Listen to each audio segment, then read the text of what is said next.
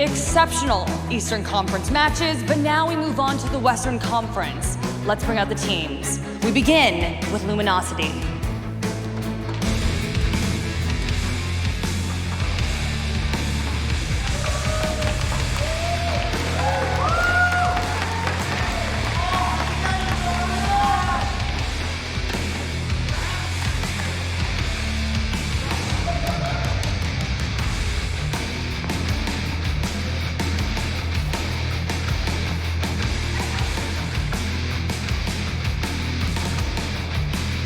Their opponent, Reciprocity.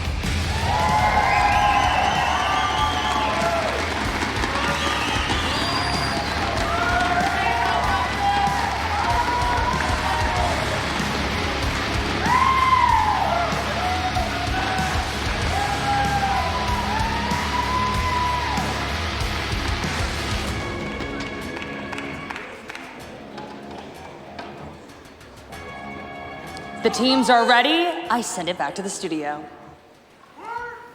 Thanks a lot, Jackie. We find ourselves back at the Mountain Dew Amp Game Fuel Analyst Corner, and it is time to flip the script to the other side of the bracket. The Western Conference playoffs are about to begin. We have Luminosity Gaming versus Team Reciprocity. Of course, I've got Rams and Villla always holding it down for me. Now, gentlemen, many people are excited for this match. Of course, we've got Slashug from the Luminosity roster that's going to be coming in, a champion of USN last year. But the Reciprocity team, that's one that we want to keep our eyes on. Yeah, Reciprocity, especially after this team change. I'm hoping we don't see another Dark Zero matchup. But the addition of Nyx, who was formerly Dark Zero, along with Vertical, that's a lot of firepower. Now, we saw how all that firepower didn't equate to winning, but that's mostly due to Dark Zero's playstyle. Reciprocity's playstyle is hot and heavy. They get in your face and get all the kills. Yeah, these are two of the more vicious teams, I'd say, in the entire tournament when it comes to just raw gun skill and talent.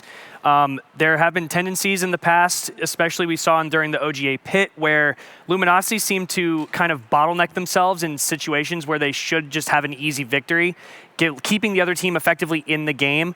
Now, the big question for me with Reciprocity is, are they going to be able to play the same play style that we've seen from them in the past?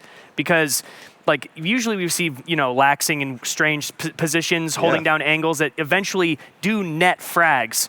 And then, lots of support.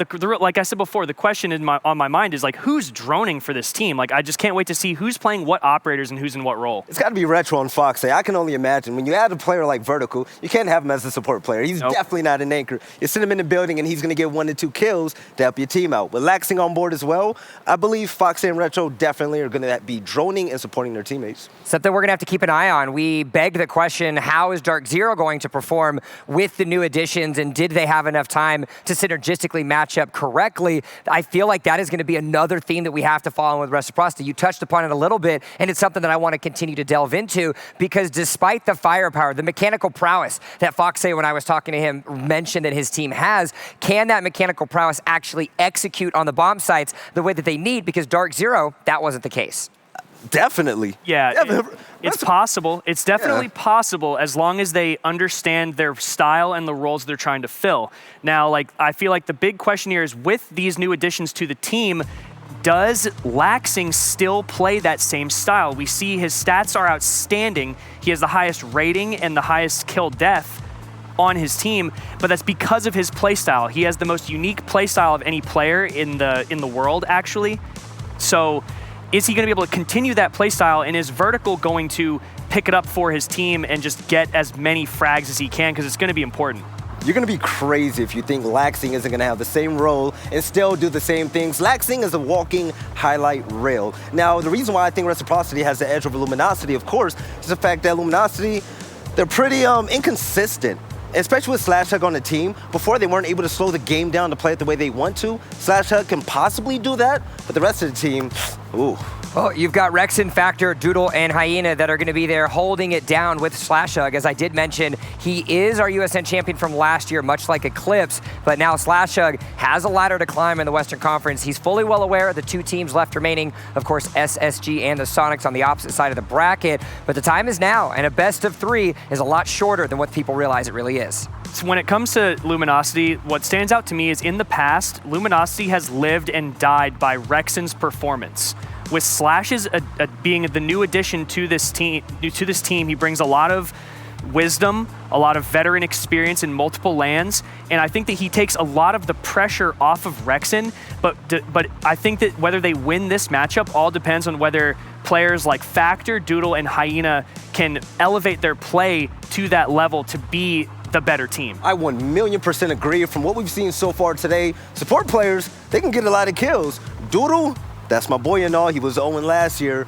He's going to have to really step it up as smoke if this team wants to have a chance. Well, as we mentioned to you, we are on the conference, we are on the Western Conference playoff side, taking a look at the bracket. For those of you that might just be joining us, if you find yourselves to be a Luminosity or Reciprocity fan, this is what has transpired yet today and what will be happening over the course of the weekend. 2 sweeps on the side for the Eastern Conference with Sonics and Space Station Gaming edging out their enemies in Tempo Storm and Dark Zero respectively. We will be watching the Luminosity Rec game now, and then our final match today is one that many are anticipating, TSM versus Evil Geniuses. Are we asking for predictions now? No.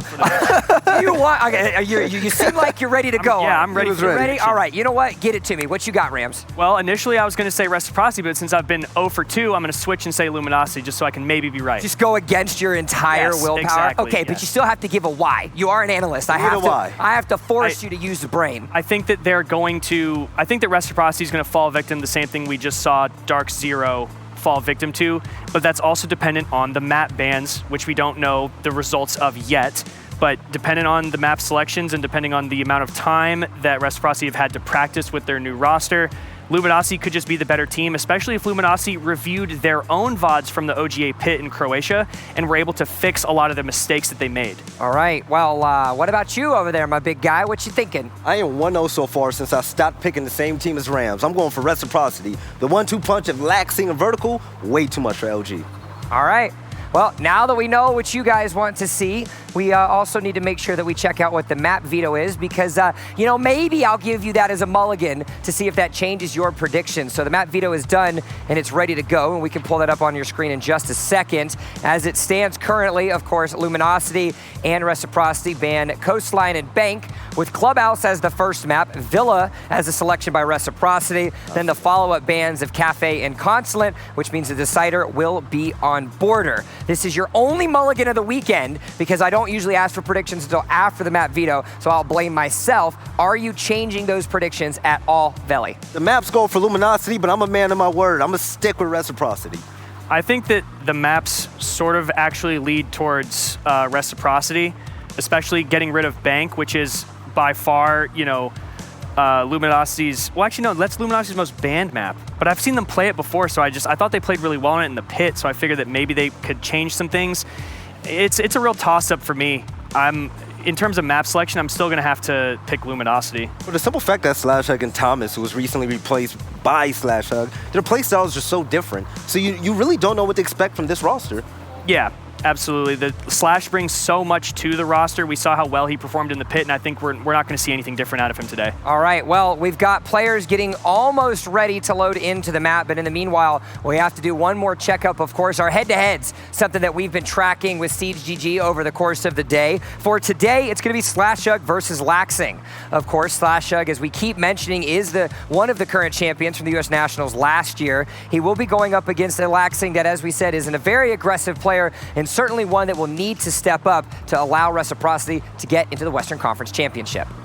So when we're looking at Laxing's stats, you see he has a very high kill death ratio, but not a lot of opening picks. Yes, he's like 5-0 for opening picks, which is still good, but he's not known for his opening picks. What he's known for is being in the right place at the right time and utilizing the perfect timing to make sure that he always comes out on top of a trade. So instead of seeing a player and immediately going for the frag, sometimes he'll wait and have that trigger discipline to let 2 people walk past him and then pick up both and then be a serious problem for the attackers. Even though Laxing is a pretty player to watch in and out of the game, Slashhug to me is going to be the MVP to his team for the simple fact that he brings something so much more than just getting kills. He can change the pace of the game. He forces the other team to play his play style, and that's what makes him so effective.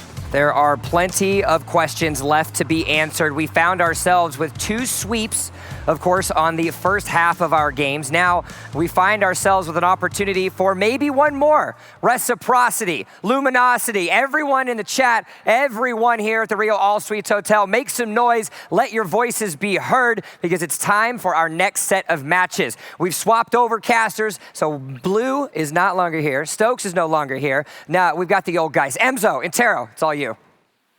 Thank you very much. I thought I was going to have an identity crisis there. I know that my tie is Blue, but not my name, unfortunately. A little bit taller than him, but no, we've got our very first Western Conference playoff in front of you, and there's a team that a lot of people thought would be going to the finals. Reciprocity in this matchup, the spoiler, possibly Luminosity, but hey, I don't think a lot of people had the Sonics making it out of that first game, and I don't think a lot of people had Space Station either. DZ seemed to be the favorites overall, but they fell short. Yeah. So what's going to happen here? The desk shook up their predictions. Devin, we got Luminosity versus Reciprocity in our very first Western Conference playoff on Clubhouse. It's the battle of the Ocities. That's all that matters. That is a good way of putting it. To find the best in the West. So we are at the Western Conference now. That is true. We'll find the best in the West tomorrow, because the winner of this matchup is going to play TSM. This is the warm-up for the best of the West. Or Evil Geniuses. That's true. Good point. So with Clubhouse, Maverick. Well, good way to start that. are we going to see another double hard breacher ban? That's the question. I would kind of hope not, because that definitely wasn't great for whoever played Thermite. You really got stuck on a tough role there. But we will not. Capitao has been so influential today in both sets of matches, so not a surprise to see him go. That means Garage is going to be a little bit safer, something you were mentioning earlier, how much of a death trap that is. When he brings those firebolts, he will not be in play. That means there will be two other hard breachers available. That means Habana and Thermite. Although Maverick's still probably one of the best tools in this, and Kaid's still possibly playable as well to make it much harder to deal with those hatches. Mirror removed from the equation. We saw Clubhouse earlier today. She was still in play, and Valkyrie gone as well. All right, so we got a couple changes on what we're going to see played and what we won't see played here. Keep in mind that we now have a Maestro and Echo available, along with that Kaid, as you touched upon. So, yeah, defense is actually in a much, much better position this time around for sure. I mean, all the bans really favor them. I mean, yes, the hard breach bans earlier did favor them, but I think outside of hard breach bans, the utility bans here definitely favor them. Yes, Mirror being banned, but that's not a huge role on this map. We hardly even saw it getting played during the first match when it wasn't banned, so that's not a big deal. Kaid just being teased, though, actually, this time before being 6th pick to a Castle. Castle is something we actually saw quite a bit of in the very first match on Clubhouse. North American teams love to run Castle. And of course, that extends to the United States Nationals. Protect your bombs from being defused when you by run a attackers. Castle here, especially on Church or even Cash, a lot of teams will try to waste time and utility on that first floor, the bar stock area, whether it be opening up hatches, as you just saw Fox A do, opening up the main hatch inside a bar and then reinforcing above. Bear in mind that we are looking at a bottom floor defense, but just like we saw in our Eastern Conference playoff earlier today when the Sonics played Tempo Storm, there's going to be quite a lot of vertical play. And it's interesting because how long has it been since we were in any meta that involved roaming when you're defending the basement of Clubhouse? It's just, it was tried and worked. There's a lot of suicide missions in Cash. It generally wasn't favorable. You were never getting out of it alive, right? You were trading 1, maybe 2 kills, but you were almost guaranteed to die, even if you were 2 people up there. So a roam is always very difficult. It's the lack of escape routes. This is what it comes down to.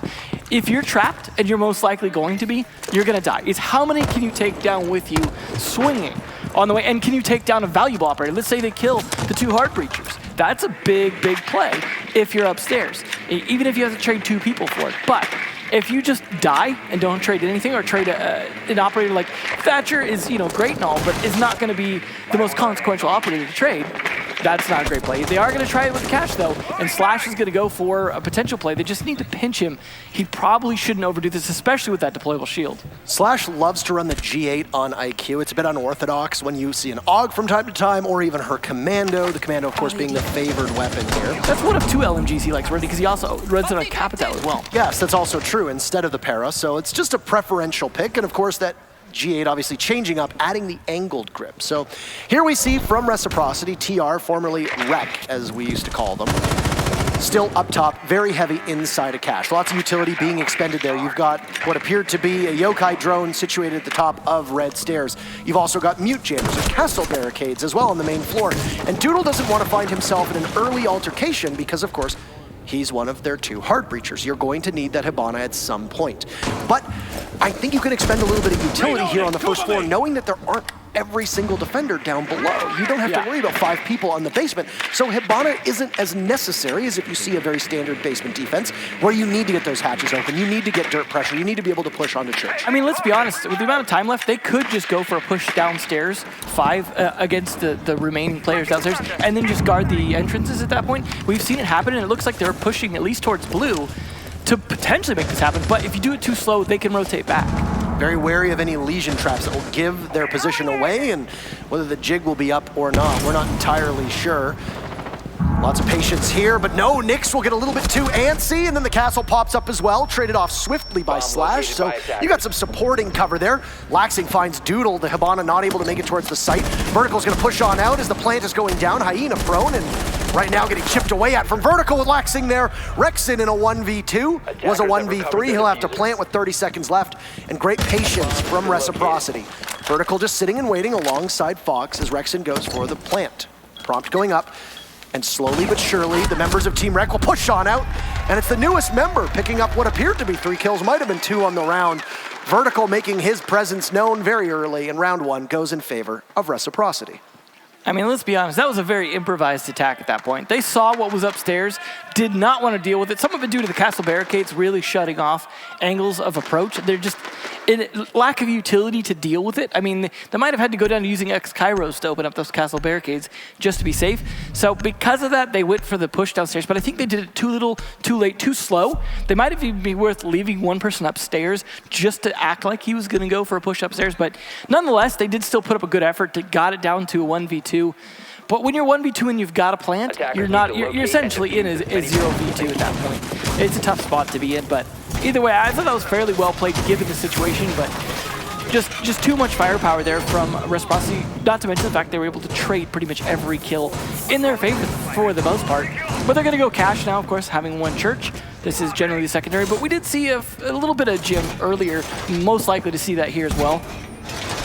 The analyst desk touched on it earlier, and you're going to hear us repeat it an awful lot, so feel free to take a drink of your favorite non-alcoholic beverage, as obviously we can't, well, what's the sponsor? Mountain Dew? Take a shot of Mountain Dew every time. There you go.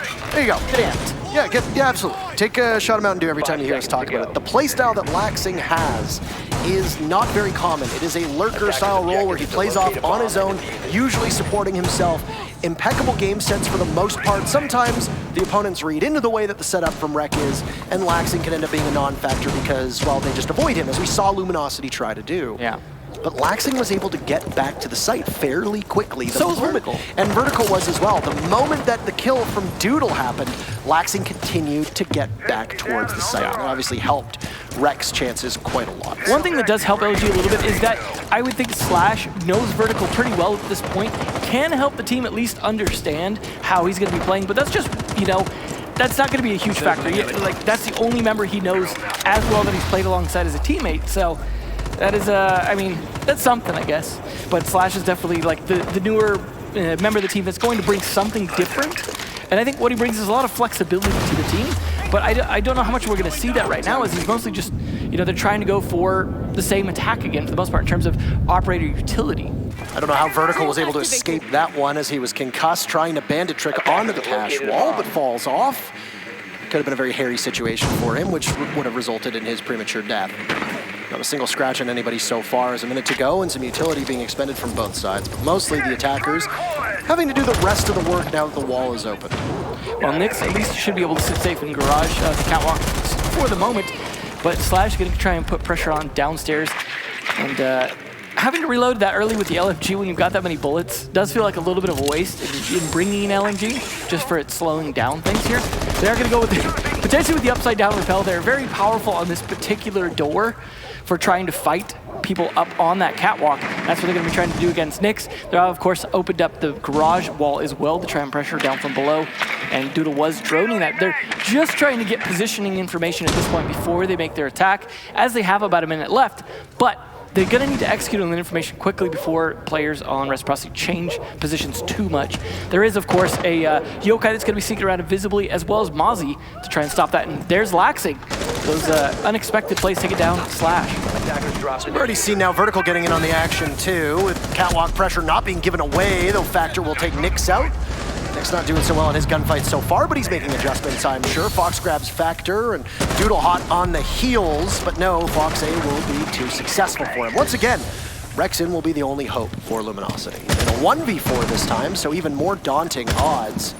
He's making an awful lot of noise and giving his position away. He'll encounter the Echo first and foremost, drop him, and just a little bit of dipsy doodling around. Not sure if he meant to do that. You can see the look on his face. That was not intentional. So he'll come back up. He's miles away from the diffuser, and he's only got 10 seconds to go. Feed him some impact kills. Yes? No? They're low impact. He's not going to make it into the garage. He gets locked out in Vertical. Once again, the very final kill in Reciprocity. Off to a good start. Yeah, that was an unfortunate situation. I mean, it just kind of felt like a lot of the members of LG were just kind of walking into Reciprocity's traps. Yeah, they were trying to drone as best they could. The Mozzie Pest probably stopping some of those positions from being known. But it's their ability to execute on it. It seemed like Reciprocity were just itching on that mousetrap to spring it. Like, there was not a moment where LG felt like they could really get any map control. It was, maybe they traded, but it was never map control. It was go into the building, maybe get a kill, but you're going to die too, until Rexin's left with the diffuser practically on the other side of the map. I mean, the point that he fell down into blue, it was, what was going to do really at that point? Like that, he was so far away, unless everyone fed themselves to him, there was no way to save that round. And it does get a little bit frustrating, I would say, at least for Rexin to be in that situation a couple times now, really wondering, what are the rest of you guys doing that I'm in this situation each time? I mean, at the same time, if you're Rexin, with the way that Sophia has played on this map, you should be one of the main entries, obviously, and he's very, very skilled. It's a frag heavy op. I am very interested to see if Nyx is going to possibly go for a spawn peek. I'm not sure. He's dawdling around the bomb inside of gym. Yeah, I'm really interested to see what Nyx is going to bring to his team, because Nyx is someone I was surprised to see get exchanged off Dark Zero, because he is such a great player overall. I think this was a really good pickup for Reciprocity, and so far, these first two rounds, it showed maybe not him as a highlight, but he's doing his part, and I imagine when we get on attack as well, if he plays similar to how he did on Dark Zero, he's going to be an impact there as well. But at the same time, there's so many other impact players on this team, it might be hard to see it. We've already seen two changes through these last two rounds as well. Laxing, of course, being on Echo both times. We're not used to him playing that style of role. Now he's going to be going on to the Bandit, which was Vertical's roles. Now Vertical's on to the Jaeger. So Laxing's a good Bandit, though. For 3 rounds, you've seen Laxing switch things up. So that's interesting all on its own. Well, but nice to know that that Maverick ban will at least be effective in stopping their default strats. It's a big shout out as well to Hopes, the coach of Reciprocity. He's likely doing his homework, and a lot of homework to be done given how recent that roster change was. Yeah. Reciprocity hasn't had an opportunity to test it out in any real capacity. You pick up Nyx, you lose one of your IGLs in Skies, you lose some leadership in Mark, you pick up Vertical, probably one of the best fraggers and best aimers in all of North America. Well, hey, that's gonna require some changes all on its own, and I think there's some very valid criticisms that not just myself, but others have leveled towards Nyx in regards to him maybe getting a little bit too over-eager or too confident, giving his life away. So far, you need to be a steady hand on the tiller here, and he's gonna be playing on Anchor for this particular. I mean, some of the other players are very good at being aggressive. I think he's kind of letting them do that. Players like Fox, for example, or Laxing when the time is right.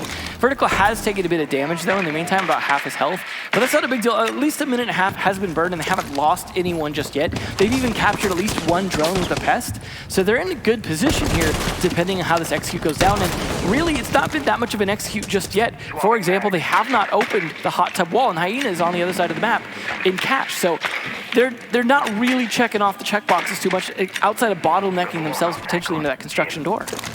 Like if a Maverick might require a Thatcher every single time as well. As you can see, Luminosity, they're kind of locked in on what their composition has. Plenty of disruption, of course, and soft destruction to boot. Waiting to see if either of the Heart Breachers are going to assemble themselves over towards the Jacuzzi. Being shown on the by the spectator is, of course, that a default cam has been left up. That's a bit of a rookie mistake. Defender exposed.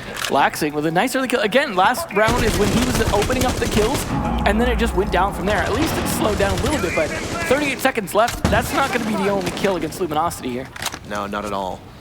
Two bodies stacked up inside the logistics. Foxay will find one, cannot repeat onto the second, asking Nyx to tag on in. He gets down, but he's safe, at least for the time being. Vertical pushes on up himself, but it's all once again on the shoulders of Rexen. How many times are we gonna have to say this? Drop the bomb diffuser. He's dropped, and of course Zophia's unique ability to withstand just prolonging the inevitable. That's 3 unanswered rounds now for Reciprocity on defense, as I can't pronounce words. You can see that cute fox smile, though. That's all that What a matters. beautiful man. Really. What's he doing playing a game where you can't just transpose his face into the game? We need to work on that. He needs to be an op.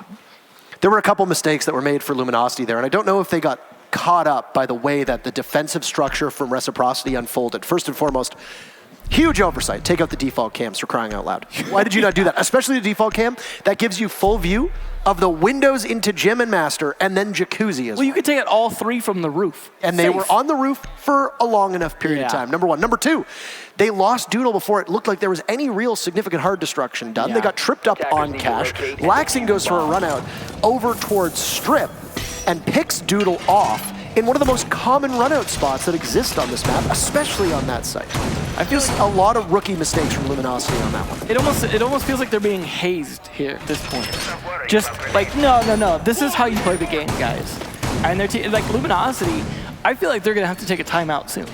And just really be like, refocus, not get tilted, especially Rexen, who's, like we said, been kind of not in the best spot. I mean, at least he had the diffuser last round when he died, but they really need to refocus the strat. They need to play it a bit differently. We know Rexen's a great fragger too, because as they said in the analyst desk, this team used to really rely on him as a fragger, and when he started falling off, this team really struggled. That shouldn't be the case here. I think this team has what it takes, but we're not seeing it right now. Reciprocity, we're seeing them at their finest as usual. I mean, this is a team. Also, keep in mind, on LAN, Reciprocity is a very good team. Well, the old iteration. Well, sure, but I think the people that were really good on LAN are still here. I'm not. You're not sold yet? I'm not sold on the way the team is going to play around them. That's the big thing, right? So I think there's some things that the analysis desk are going to be able to dive into at some point, but I mean, that's their job, not our job. We can just kind of call it as we see it so far. Reciprocity, having completed a full cycle and been perfect on it, are now going to go back downstairs. Of course, Church was open, and the only other site that was open was Barstock, and you're probably not going to see most teams go there. At least they're not roaming this time. I was going to say, this time around, the roam setup worked very effectively, but it's a one-and-done style. Absolutely. You use it, that's all you really need. Maybe overtime you could throw it in again. I mean, sure, just wait and try to catch them off guard. In this case, you know where Luminosity drones are going to go. They're going to go upstairs. Hey, there's no castle on the board. Hey, they're not invested up top. All right, this is a very standard defense where you have all 5 of the people on defense sitting inside of the site. They just wait very patiently. You don't need to wrestle map control away because there's no real control to get. Your real points of entry are going to likely come from whoever drops down Moto Hatch and then Kitchen as well. The nice thing is they brought some different utility this time. So Vertical on that pulse, going to be able to identify the IQ. They will be able to see each other a little bit, but also they got the Kaid to be able to try and deny those hatches now that they actually have to worry about them because they're not playing upstairs. So I like the changes here. I really want to see if Slash and Vertical end up in a bit of a battle here. There we go, the attempts from Slash to try and hit him didn't quite happen. Got a tiny bit of damage, but I mean, it's so challenging to do that. You got to hit the head, really. EMP goes off, and it should be able to snatch the Electric Claw away from that hatch, which will allow Doodle to get the hatch inside of Kitchen. Not really doing super well on time, if you're being honest with yourself. There's a minute to go. Factor's going to try to distract the bottom of main stairs. Takes a chunk of HP away from Nyx, but that's it, as Factor doesn't get touched at all. Very restless right now.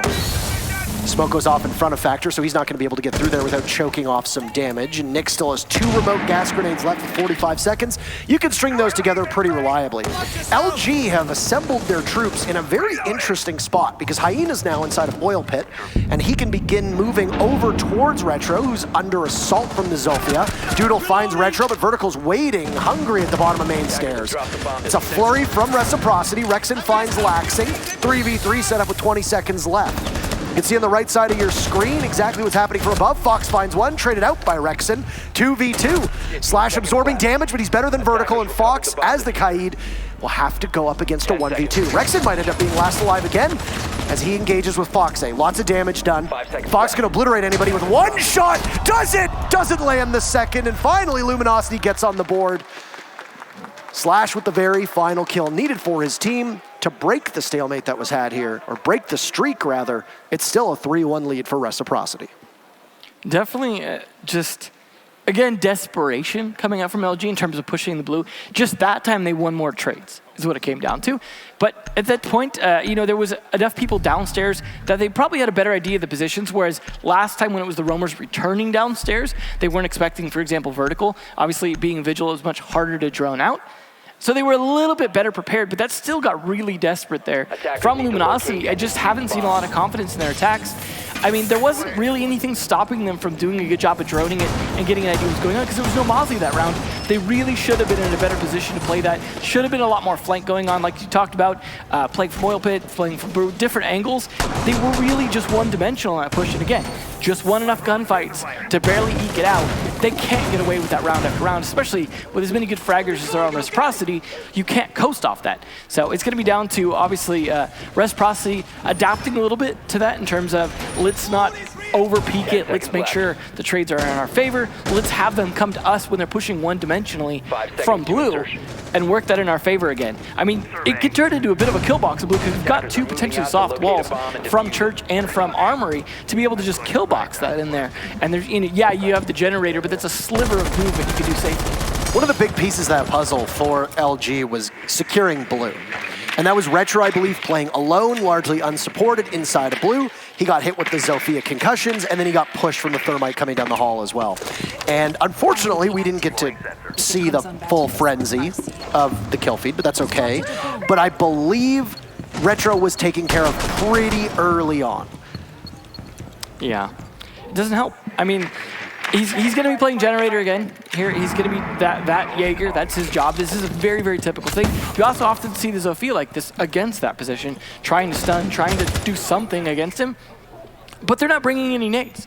They don't have anything to nade him out of the position. The best they can do is stun him at this point.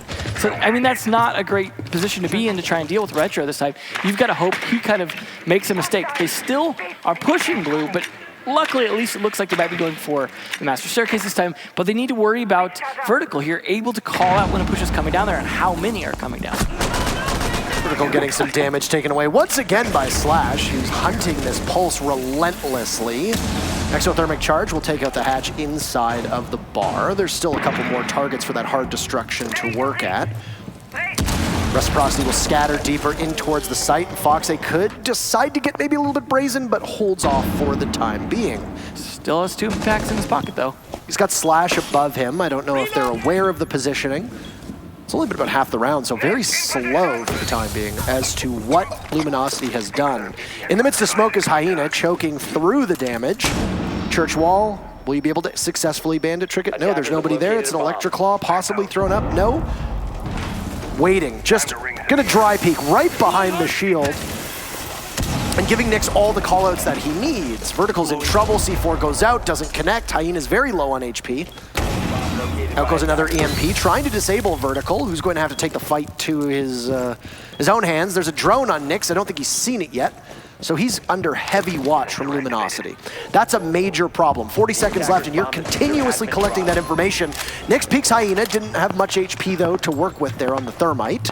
So Vertical assumes the old position again in the default plant spot in Church. He's got two at the bottom of main stairs. Targets acquired, but the diffuser itself will need to be acquired as it's been dropped inside of Moto. Retro getting very minimal pressure. He's inside of blue, perfect head level to wait and see if Doodle will push on up, but nothing for the time being. Nyx gets his second kill.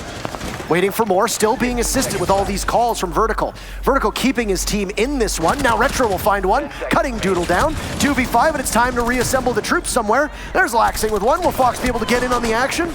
No, Slash needs to push up, but he won't. It's a flawless round with Nyx collecting his third to end things. 4-1 in favor of Reciprocity, and Luminosity don't look like they have the same confidence that we saw at OGA Pit. They're gonna need to find something as this is their map. I gotta question the IGL at this point. The plays that they made, let's just have two guys poke at Church and see what happens and have everyone else upstairs. That's not a plan. Oh, you know what, they're dead, so let's trickle the other three down and see if maybe we can kill some people. Gee, I wonder why it was such a good round for Reciprocity. That is not the play. They're, again, just making really bad calls on these attacks. Either they're all coming from one spot or they're trickling in to feed them at that point. I mean, they had some okay ideas, but the fact that they didn't have any support to make that church push, why open the wall and then not have anyone down there? All of a sudden, you've actually cut yourself off a rotate to be able to rotate between main stairs and Moto.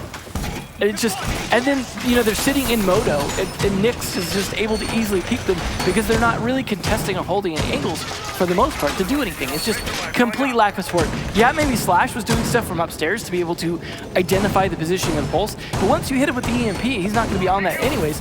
The upside is they did actually stun a Yokai with that as well, which was sitting down for a while, but then they didn't have any support to push with that information. That was actually a good time to push because you'd hit the pulse, you'd hit the Yokai. There wasn't a lot of defense in Church outside of the deployable shield, which should have been Sophia's job. They had the utility and the means to make it happen.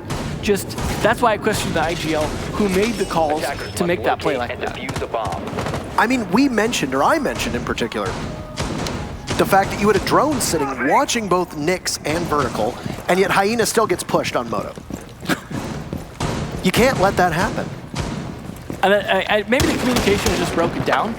But I mean, it could be that they're getting overwhelmed by Reciprocity, because keep in mind, there are obviously going to be changes from Rec, with Nyx doing a lot of the primary shot calling from what I understand alongside Foxe. Obviously that's going to require a change. You've seen Laxing playing on more support-oriented roles than usual. So they've kind of thrown things out and made some changes, just as we saw from Dark Zero. Who knows, but right now, Rec is very firmly in the driver's seat. I will say one thing, and that is this is, of course, a Clubhouse defense, and you expect them to do well. On defense, you probably should be walking away with a 4-2. I don't know. After what we saw earlier, I think that was an outlier, though, to be fair. Certainly could be. I do think that was just simply an anomaly when it comes to the way that Clubhouse is played, and I think that both of those teams in the Sonics and Tempo Storm were making some very rash and obviously quick plays that resulted in lots of fragging. Here there's been lots of fragging, but it's more, I would say, thoughtful. Yeah. There's more strategy behind what they're doing rather than outright pugilism. Bad timing there as well. Vertical able to get the bandit trick off because the Sophia hit it too early before the Thermite was ready to trigger it. Just not good time. That's going to cost him 2 EMPs and a Sophia, at least, or 2 of them rather. Keep in mind that you can do what you saw in the Sonics versus Tempo Storm match, which is just go in and shoot underneath, as we saw Gonfi do a number of times. Won't be the case, as the Bandit is still actively tricking. So Vertical being able to get away with murder for the last 1.5 minutes or so. Yeah. The call has been made from LG in order to get out of there and go somewhere else. It's not going to be Garage, though. Capital was banned, of course, so he's not available for either team to use. And of course, he's one of the best counters for anybody that's playing up on Catwalk. Those Jaeger ADS devices are not going to be saving you one bit. So Rexon now heads on over towards the Garage as Factor finds the very first frag of the round. It's on to Laxing. Where's Nyx? Just situated. Top of Garage. Foxe finds Factor, so it's a refrag. It takes a little bit of time, but LG did get the opening pick, which is good. Fox is down below Nyx, so there's 2 people supporting over by Garage. I don't know if for the time being we're going to see Hyena maybe pull off. You're gonna have to hurry though if you're Luminosity, because you're now changing yet again and there's under 30 seconds to go. Flash is gonna go in, Fox vulnerables, he can't see anything, completely blinded. Nyx pops up, cannot outduel Hyena, at least for the time being, but Fox is there just in case. He's gonna get pushed from Lounge, takes out Rex and heads for the hills. Nyx grabs 1, that's Diffuser down. This round is lost for Luminosity, no way for them to be able to fix themselves, and it's all left but the crying. 5-1 will be the scoreline for the first half. Reciprocity dominating Luminosity on their map. We'll swap sides and see if it's just a defensive hole or if Rec have some magic on their opponent's map. I mean, this is really Luminosity needing to recollect themselves. Luckily, on defense, you can do that a bit better. Time pressure is not on you. You're in a position where you get some time to set up, to think about things. You get to decide the pace of the round a lot more than the attackers do. This is a good position for them to fix things. But they should call a timeout. Honestly think, just recollect yourself, refocus. They've looked like making all these mid-round adaptations, making last-minute calls, making split pushes that aren't split properly to actually pinch. Things like that, that's not indicative of a team that's in control here. And Reciprocity being the exact opposite of that. We're rarely seeing them lose people, except for in Trade Fest towards the end. I mean, Laxing dying in that round was the only real surprise. So it's definitely been looking very good for Reciprocity. But again, we got to see if this is just a side beast thing. I want to see how Reciprocity's attacks go.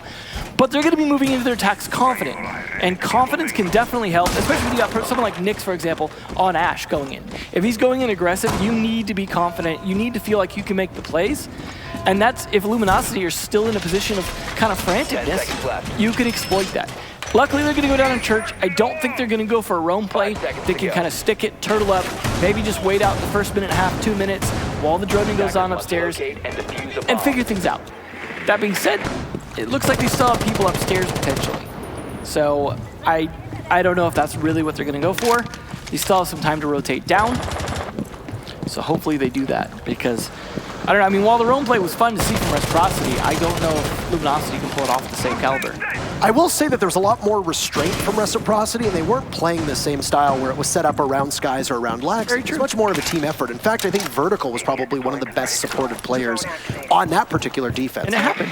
And it happened very well. Reciprocity's system, despite it being completely different, was very effective against Luminosity. Now, of course, these teams have been scrimming with the new rosters, so we'd have to get in touch with the local scrim reporters to see exactly what's been going on. Scrim daily. But the general consensus is that neither Dark Zero nor Rec have really taken a significant step back with these changes. In fact, a lot of people would argue that they were largely lateral moves. So Fox apparently trying to use a different method of opening the hatch here. I don't know if he's trying to make noise to maybe draw out Factor's Electric Claw, but the Electric Claws on the church wall just got thrown, so you don't have to fret at all that you're going to lose that main bar hatch. It gets blown open. You still got 2x Kairos to use, possibly in the kitchen hatch, stock hatch, etc. Well, now this is where they get set up for the push here. Of course, they've got hatches starting to get open. Not sure if they're going to go for the kitchen one or not, just because that could be tricky with all the impacting going on. Like the nice long angle there from Vertical, going through 2 floors. You usually see that from a Buck player. It's nice to see from Sophia as well. Obviously, possibly use both of his impacts to set that up, but unfortunately doesn't land any kills from it. However, Nyx is down here. We can see where his eyes are going. He's looking to shoot up a little bit here, open up some angles. See if he can push anyone behind that bomb, but no one really willing to expose themselves just yet. A lot of soft wall, though, for him to work with. And he finds one finally on Factor. He just snaps right onto him. He can push in if he wants. He's got a clearer path.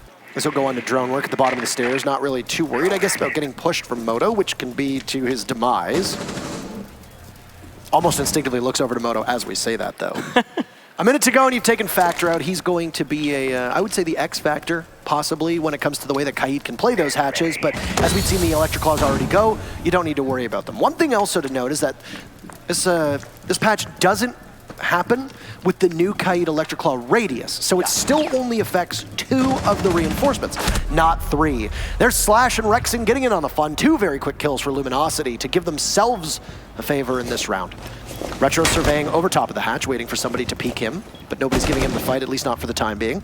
He'll twist and turn up there and just languish as there's some damage being done through the floor holes that have been opened up to Vertical. And Laxi will need to push in alongside the rest of his team.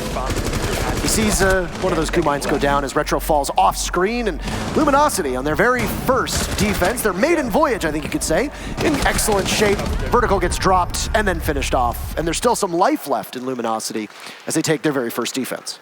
Restraint definitely worked for them. That they really didn't overexpose themselves until they felt like they had some kills. And we saw just Reciprocity really stalling out.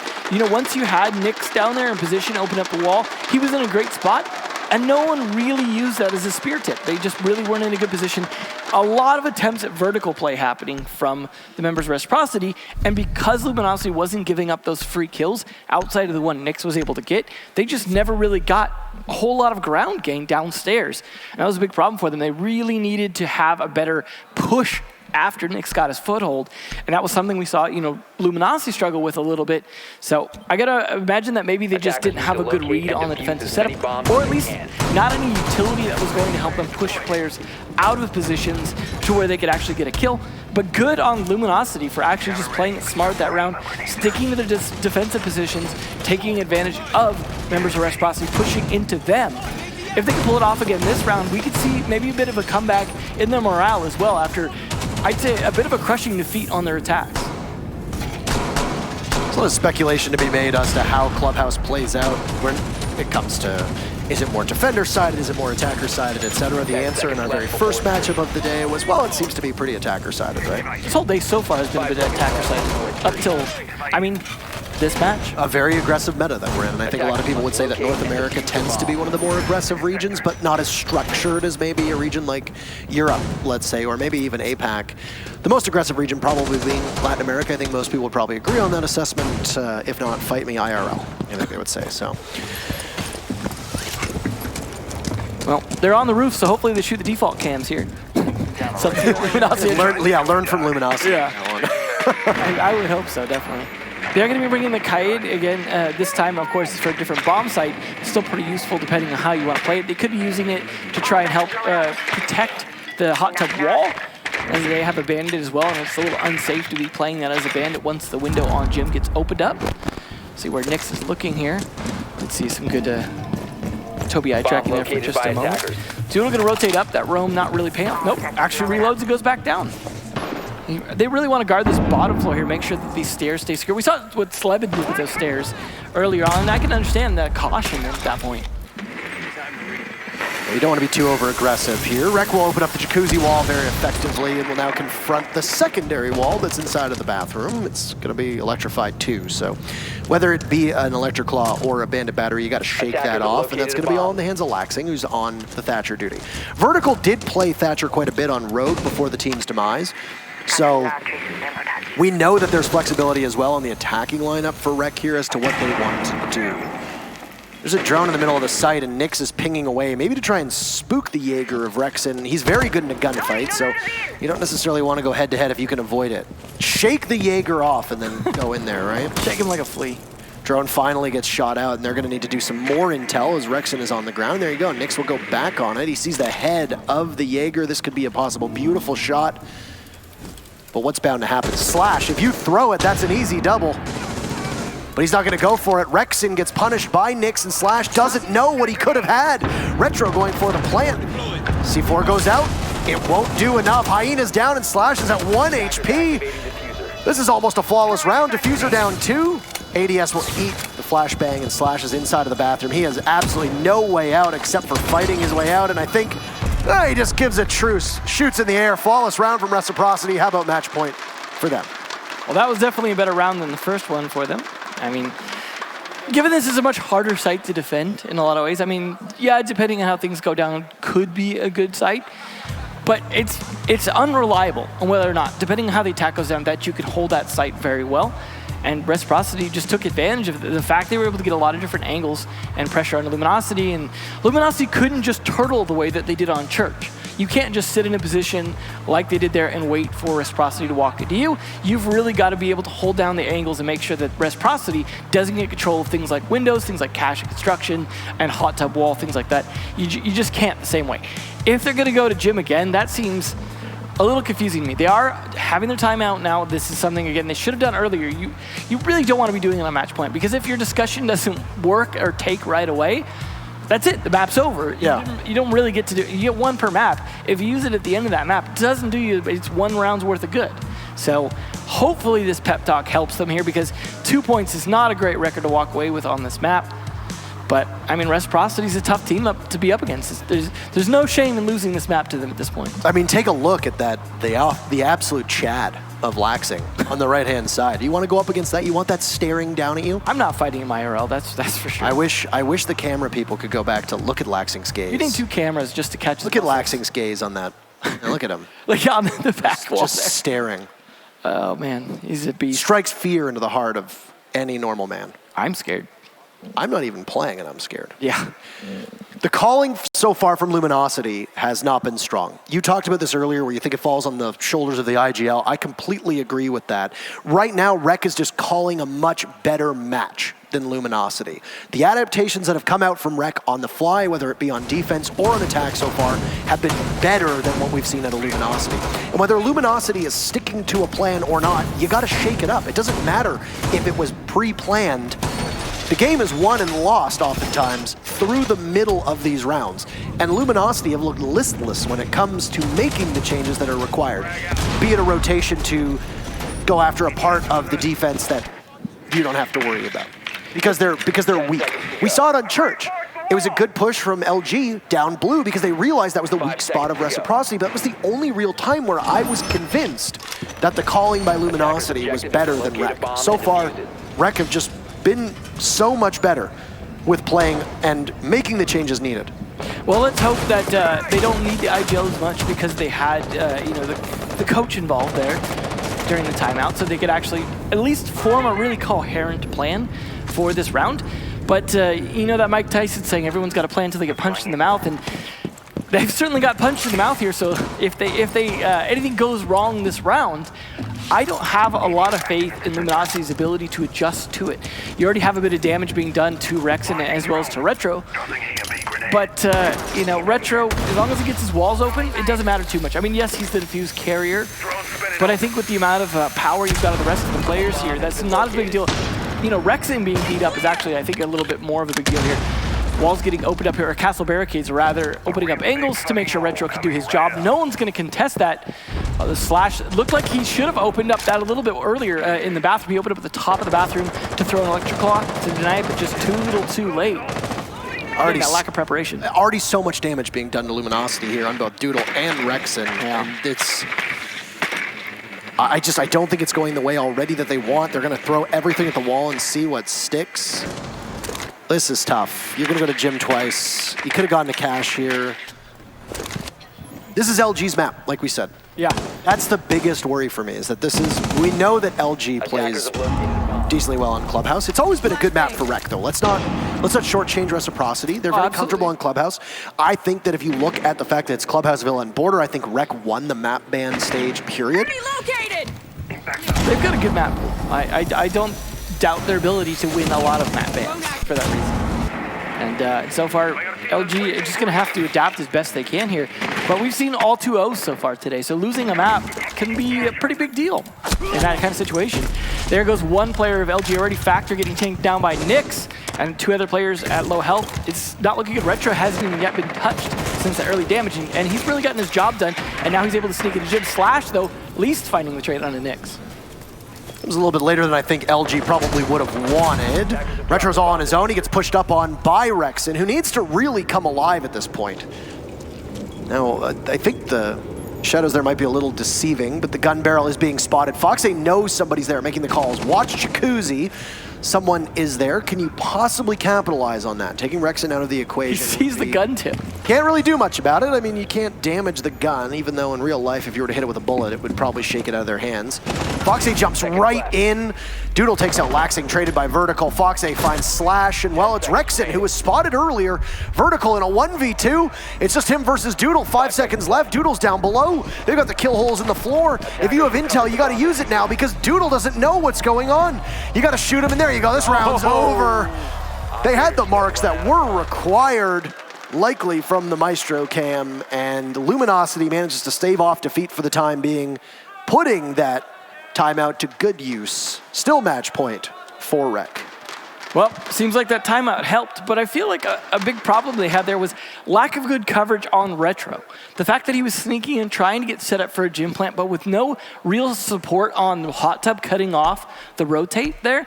I mean, the bathroom was sealed up. The wall was closed. He could have been set up to open the bathroom possibly, although there was an electrical on it, but he didn't have support. He didn't have someone cutting off that rotation, and that's an easy angle to hold. You can just really hold the angle to the top of the stairs from there, and that cuts off any rotate. That would have kept Retro alive. He would have been able to get set up for a plant while the rest of the players were playing either angles. Well, that was ultimately what cost them the round, because then they had to start to work with that and just weren't able to find Rexon. I mean, yes, they were staring at the barrel of his gun, but that they couldn't do anything, that he had to jump in to try and bait him. It was a tough spot to be in. So one mistake, kind of snowballing a little bit for them there, but it's still match point. Reciprocity are still in a perfect position here to take this home, and maybe they just gave a little bit, extra to Luminosity here. But Luminosity are going to be feeling a little bit more confident that their, timeout worked, that they could make the plays here. I mean, you don't want that to be that close of a round in terms of confidence, but yeah, better than that was nothing. still way too close for comfort, I think you could say. So you're going to go over to Cash, and CCTV hasn't been defended yet by Luminosity. They're going to get one crack at it. This is where things get kind of tough because you don't have a do-over. If you lose Cash CCTV, that's it. That's all she wrote.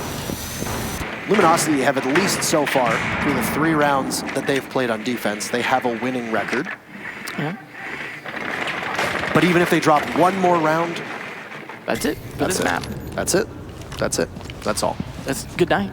Yeah. Villa's a good one as well, like you said, for Reciprocity, so tough spot. Wow, Factor taking that damage from below. We were talking about that earlier, the amount of damage that Zofia lifeline does to you from below, and Factor definitely feeling that now. That pushes them off, helps get the wall open there, so now they have checklist item 1 done. There is no Capital to help with checklist item number 2, which is Rexing up in the catwalk of the garage. So they'll have to find a different way to deal with them if they want to push from that side. However, they could also push from the other side, from construction, something we saw happen earlier as well. I know we kept referencing earlier, but that was a lot of good examples of contrasts or similar things that are happening now because it was a good, long Clubhouse match. Yeah. I mean, you and I really ran the gauntlet. 50, yeah. I mean, we saw 30 rounds. I mean, I feel like there were fewer than 30 rounds played in the SSG DZ matchup. So yeah, definitely. Yeah, didn't really quite take that long. No. So I mean, it might not for Reciprocity here as well if they could just pick it back up, close one more round out. Looks like he's checking the time, figuring out what's going on here in terms of where they need to be pacing wise. Waiting for his pickup order. Yeah, he's checking where the delivery driver is. Come on, man. He's got to get that bread. Yeah. You know. Check that GPS. Make sure you're at the right spot. The audible groans from the analyst desk was totally worth that joke. They are pushing, though, from the construction connector side, it looks like. They don't want to bother with Garage. And that's going to leave Rexen doing a whole lot of nothing right now. That also leaves Slash with a Yokai kind of sitting in a Garage and not doing much. That he's forced now to rotate up to Catwalk and rotate around to help support Doodle. It's a strong position for Team Reciprocity to be in. Now as they pinch from both sides, you lose Doodle. The smoke goes down. Some of your best denial is off of the board, putting more weight on Slash's shoulders with the Yokais and Hyenas as well with the Maestro cams. Blowing open the barbed wire, maybe some other utilities scattered about. Not really entirely sure what Nyx was going for there. He's guarding inside of Cash, and it looks like most of Luminosity are very far off site. Oh, beautiful shot from Nyx on the Hyena as Factor takes down Retro. Still an advantage for Reciprocity in a 4v3 with Nyx in full control. Finds another, moves back on over. Foxy takes Rexen down, but there's a Yokai in play. It's going to give itself away. Slash knows how hopeless that is, and he's going to have to take the fight to them. But he'll make an awful lot of noise onto the barbed wire. Shooting through the floor is his best bet, and he'll miss just by a second. Hard to beat. It's him and Foxy, and there's somebody else heading on down to Lounge. Doesn't really matter. First map is going to go to Reciprocity. It was LG's, but it doesn't matter. They're up 1-0, and we go to Villla next. Well, at least they managed to pick up 2 rounds on their defense, but 2 rounds is nowhere near enough. Reciprocity showing they were dominant on LG's map, and they go to a map next that very strong on. This is looking really good for Reciprocity to take it home, but Luminosity will have a little bit of time here between these 2 maps to also recollect themselves, and hopefully they'll be able to do so. Well, the analysts have certainly some things to bite into. 10 rounds of action between these 2 teams, and obviously some questions to be asked as to why Reciprocity triumphed on Luminosity's map. Gentlemen, take it away. The questions definitely need to be answered on where we're going to see Luminosity go in map number 2 on Villla, but we also need to answer the question of who's actually doing the one that's giving these jokes to M-Zone and Taro, because it definitely needs to be altered, fixed, corrected, and most certainly barred. Welcome back, ladies and gentlemen, to the Mountain Dew AMP Game Fuel Analyst Corner. My name is Jump. I've got Rams and Villla kicking it with me yet again. It was a very different picture in this map that we have seen in any of the maps prior to this with the previous 2 matches. Reciprocity, despite dropping a couple rounds, looked themselves to be in full control. 3 of the 5 members hitting at about a 1.5 rating, and that already can just tell you how efficient they're being right now. Watching Reciprocity play for the first time with this roster, it's like getting your first kiss. It reminds me when I kissed my first girl. Like, it's just so beautiful. Nyx on entry along with Vertical, that was just beautiful to see. And also Laxing with the very annoying angles all the way back in the spawn, picking up kills, stopping rotations. Reciprocity looked like a complete team, and Luminosity, they need to go back to the drawing board. Yeah, Luminosity really had a lot of issues with all their attacks and their defenses. It was rough. Reciprocity, though, playing out of their minds, looks so coordinated. It looks like they didn't even make any roster changes. Their chemistry is just so clean. On top of that, like, I talked about Laxing before, maybe not being able to play those same off angles and all that stuff. We saw him in multiple locations just getting 2 kills at the end of a round, just cutting off a rotation. And it was pretty disturbing because when Thomas got replaced, I heard a lot about inconsistency. I love Hyena to death, but Hyena, before the last round, he only had 1 kill. You can't afford to put up a breadstick against Luminosity, especially in the role that you play. He finishes with a .22 rating, 1-9 in the first map. And now we heard Intero actually talking about it over at the caster desk. This was Luminosity's map. This was their decision to go to Clubhouse and make something like this happen. Now you're putting home field advantage into the hands of Reciprocity that are already running and gunning with the way that you've got 3 players in in double digits for kills. Something's going to have to give for Luminosity. So that's the question I ask you, what does it have to be? Well, Luminosity going into the next map have to really start crossing their T's and dotting their I's. And when I say that, there's tiny little mistakes. This is the smallest, most minute mistakes that cost dividends late into the round and sometimes just right at the beginning of the round. That one round when they were attacking Gym Bedroom, they didn't take out the default camera. Intero pointed that out. They didn't take out the default camera, and Laxing ran out from one of the most typical run out positions, picking off one of the hard breachers. Like, as a pro team, you can't let that stuff happen. They're just faltering, and I think it's just a little bit in their own head. Like, they need to just relax and just take it back to the basics, and I think that we'll see a much stronger showing out of them on the next map. Ellie, do you agree with this? I 100% agree. I said it time and time again. Inconsistency. I think SlashHug was the right pickup. He does extremely well in this role, but you take a look at players like Doodle and Hyena really not performing to the top that they can. It hurts. No matter what you do, when you go against a team like Reciprocity, they're going to challenge you every single time, so you're going to have to bring it. Well, Reciprocity certainly has done what they need to do to start themselves off strong in the best of 3, but let's go ahead and get a deeper look on Luminosity and what they have to say coming into the U.S. Nationals.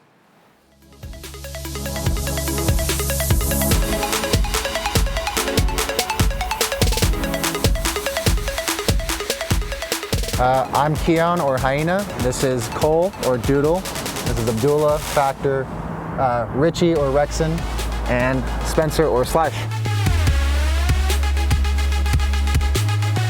So we're a pretty new team to Pro League. We qualified through Season 9 of Challenger League. You won playoffs and then, got picked up by Luminosity, played through our first season of Pro League, qualified for USN and some other lands, and now we're here. We really look at it as like a LAN win. We all want a LAN win under our belt, and having 7 out of the 8 NA Pro League teams here, I think just being at the top, finishing first is like a huge accomplishment in of itself. So it means for us that our hard work has paid off, and we're playing at the level that we're capable of. Our biggest rival here is probably Space Station Gaming. We think that there's just the way they play and their style matches up against ours.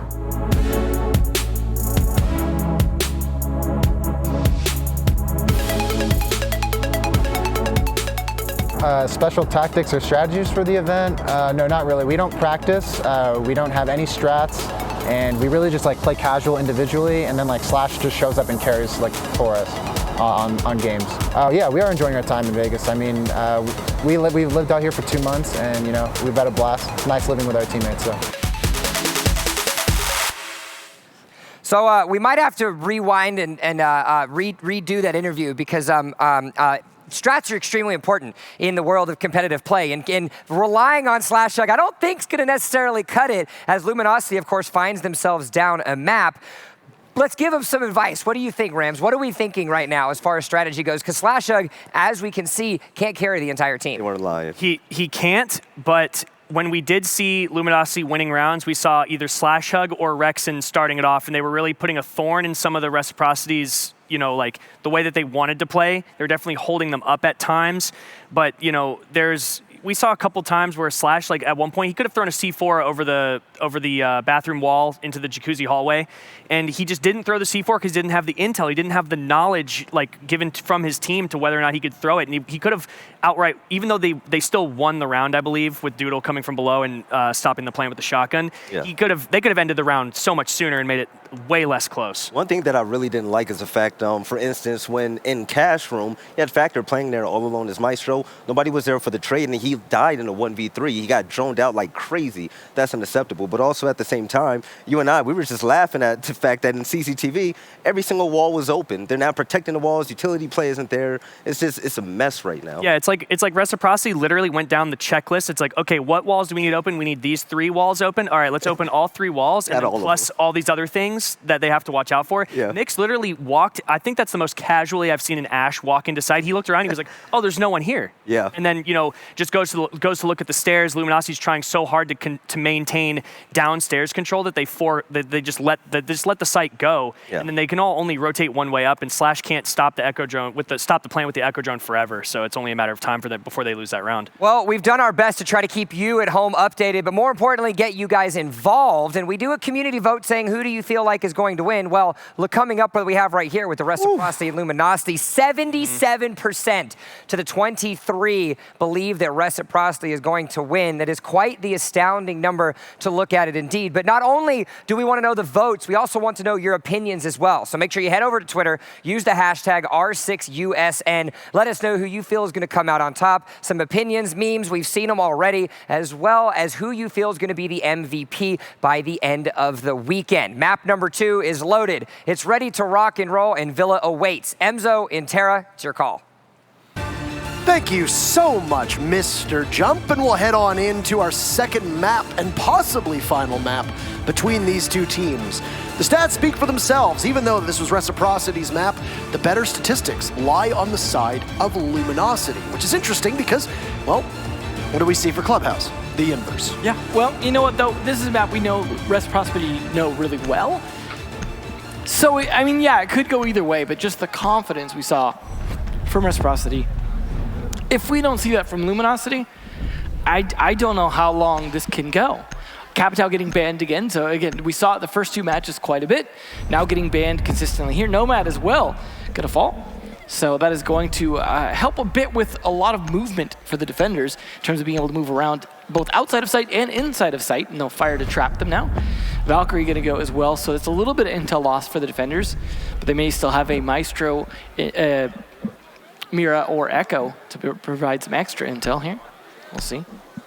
Valkyrie was banned by Reciprocity last time around. It was a MAV ban, and that was done strategically against Luminosity. As was pointed out by the statistics from Siege GG, it's one of the operators that was brought by Luminosity 100% of the time. So Mira will be rounding it out, which means that once again we'll have both Echo and Maestro on the board. Every hard breacher will be allowed, and we will go to yet another very defender-sided map.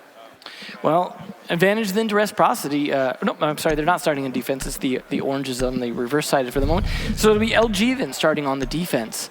It will be going Aviator Games. First, no tricky, let's go to Dining or Library here for the moment. So we'll see how that goes for them. As this is the standard site to defend, the better site. And this is, I mean, it's up to them to lose this. They're just going to have to be smart about it. Defenders, protect your bombs. See how they can do that. They're going to be bringing the dock, interestingly enough. They'll play some of those long angles along with the ACOG. I got to imagine that's going to be on Hyena as well.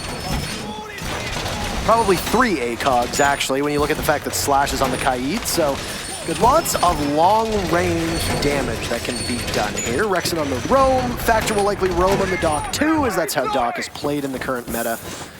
You might even have him down at 90 with a bit of staying power because those stim pistols can keep you upright. It's very difficult to headshot him when you play the way that teams do at 90 around the pillar. 10 seconds left. And then it also prevents any hard destruction from going up against the vault wall.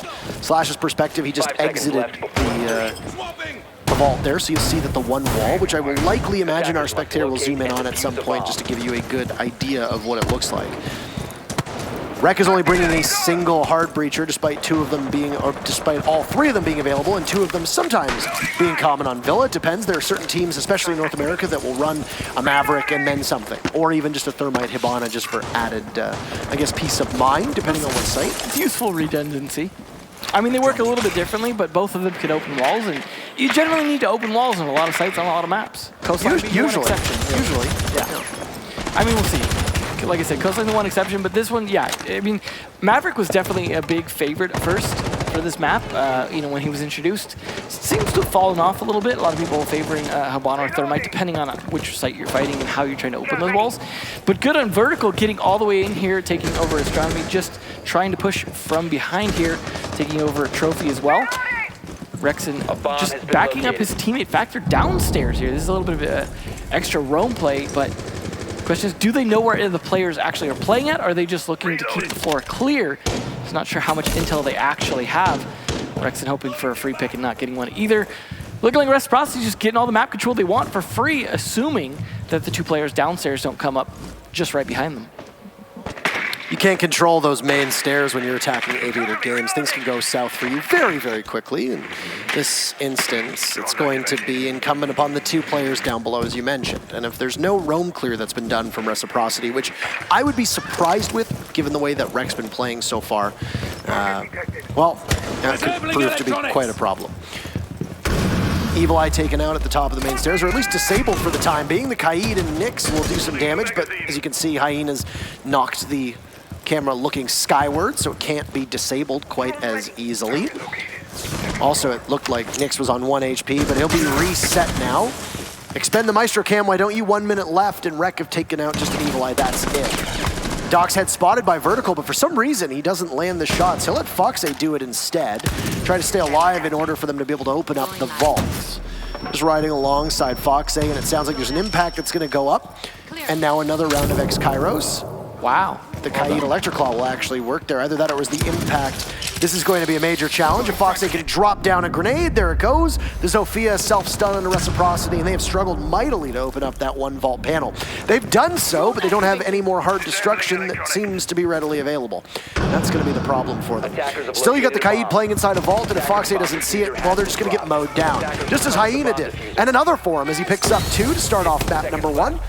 Say goodbye to Nyx as well as Retro. Vertical's dropped as he takes down Factor. Finished off by Doodle.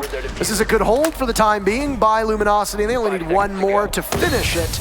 And it's Foxay with the diffuser. He'll creep up to the toxic canister and he just waits. Why not? You're not going anywhere, you're not getting in there, and you're not getting out alive. First round's gonna go to Luminosity here on Villla. Definitely a lot of it due to that vault wall defense. You saw how much effort was being made by Reciprocity to open up that vault wall. The fact that it was denied as long as it was and really forced a lot of utility, that and the Maestro Cam at the top of the stairs, just those kind of missteps from Reciprocity in terms of trying to get their sort of checklist done, just burned a lot of time and also burned a lot of utility, left Reciprocity a tough spot to be able to actually make that push happen. It was well played by LG, and they also just didn't overextend themselves. I mean, yes, they had the 2 roamers, but the 2 roamers seemed to be able to get away with their plays because they didn't really run into members of Reciprocity in opportune times. So overall, I mean, good on Luminosity, just playing that smarter. Now they've got to go to a different bomb site, though. This one can be a little bit harder to play as turtled up as Aviator Games because you've got sort of a split site with a big kind of skylight in the middle between Trophy and Statuary. And then, of course, you've got to deal with Astronomy and Master Bedroom being 2 areas you really have to hold off from pretty well. And if you can't, it becomes a lot more difficult to defend the site. Of course, we saw how much of a struggle it was to open a wall when they were able to impact Trick it well. So we could see a similar situation here, unless if my eyes don't deceive me, they actually left the wall soft in the Master Bedroom and opened up some holes in it, though, which would definitely be very interesting. So apparently Luminosity is one of the strongest Villa's defense teams in the tournament. That might have been part of their stats earlier, why we saw they win so often on it just being really good at defense.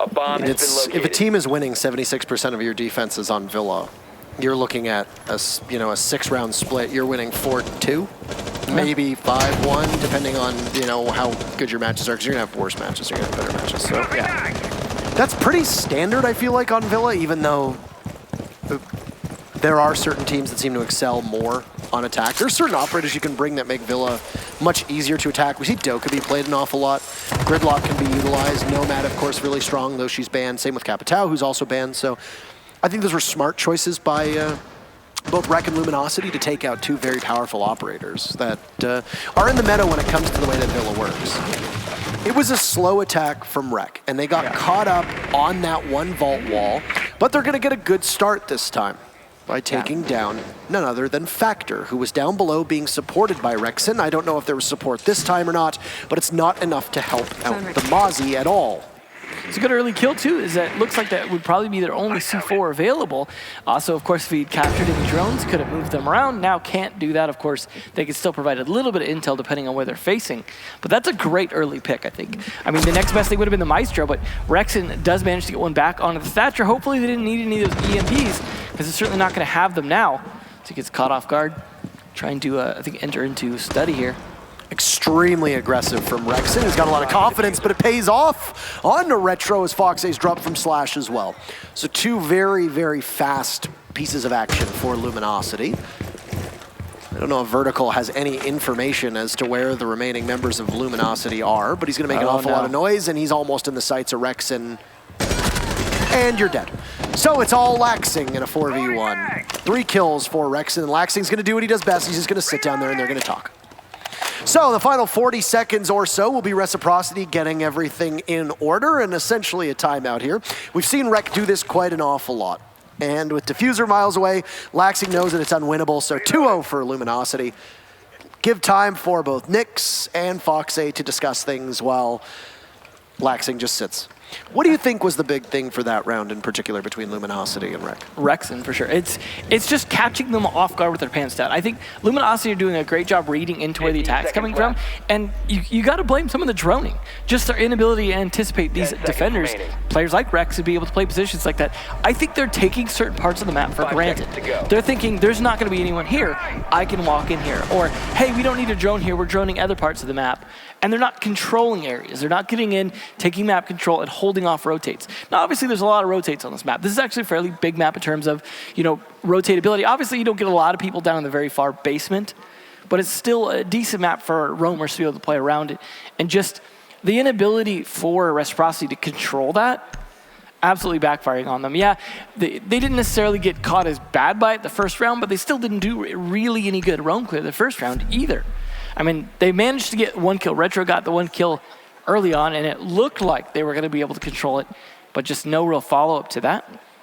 I'd like to see just Reciprocity just do a much better job of securing their positions, of making sure they either hunt the roamer or lock the roamers out. So, you're flawless so far, and you can complete the rotation now, as we saw Reciprocity do on Clubhouse. For LG, they can do the same this time around, but on Villla and on Kitchen. Yeah.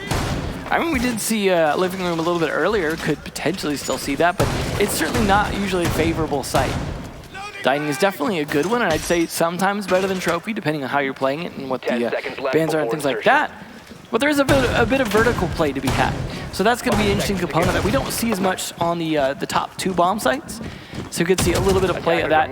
If they're able to take from above, start to open up some angles down. There's a lot of movement room in the dining room area to be able to kind of move around, find different angles, play from there. A lot of potential for smoke plays as well. We saw some of that earlier from SSG come out to be able to try and set it for plants, things like that. There's a lot of possibility here, but they've got to control those roamers. You've got Hyena and Rexon playing a bit off-site, able to just kind of do what they want. Not upstairs. That's the interesting thing is LG's not looking to control the upstairs. That's something Reciprocity can take advantage of, but they need to actually secure their flanks. If you take upstairs and then don't secure your flanks, you're just giving free retake to upstairs.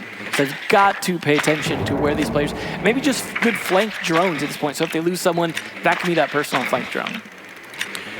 Looks like you've got 4 members of LG playing on the main floor.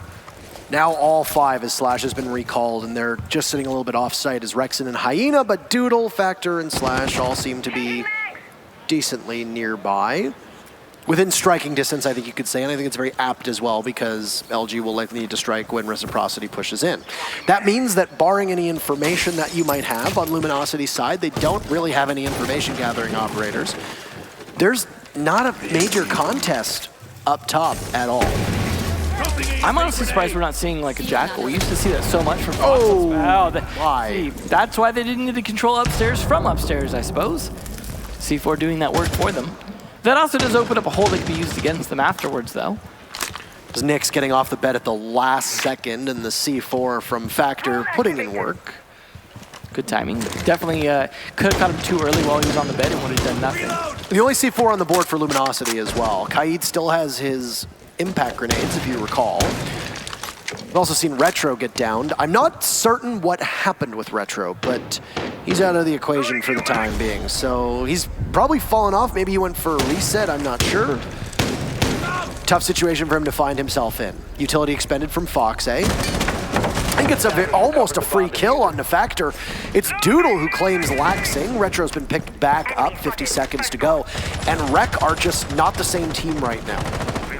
Very good defensive hold for Luminosity. They haven't given up too much. They've used one C4, but that's been about it. Attackers have located Factor a bomb. inside of the bike room. He can get back to the site quickly if need be. The 3 remaining members of REC will have to funnel on in. They're going to be playing Luminosity's game as well. Their utility is mostly all gone. If they can get a pick or 2 here, it'll go very quickly in their favor. But no, almost a flawless round, 4-1, as Vertical going up against Doodle will win the fight. Pistol out, he'll have to engage 25 HP against 4 members of Luminosity. He'll get a drop, but he won't get the kill as he needs it. And 3 in a row for Luminosity.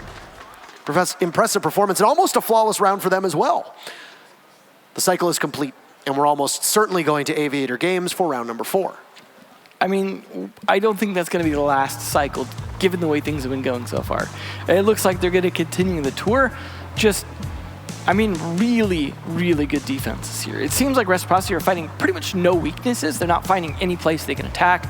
Really solidly, they're finding a pick here or there, and that's about it. Seems like every time it's either traded back or there's such a large gap before the next kill comes in that it ends up being in LG's favor because they're not really setting up well to, I guess, really point a spearhead into the defense here. I mean, we saw them trying to set up around kitchen and dining room to try and push in from some point. But the fact that they weren't able to really find an opening to do that from, or enough picks to be able to soften up the site to set that up, really speaks to the way LG just seemed pretty much in their stride here in terms of holding these defenses. We saw them do a bit better on defense on Clubhouse than they had on attack as well.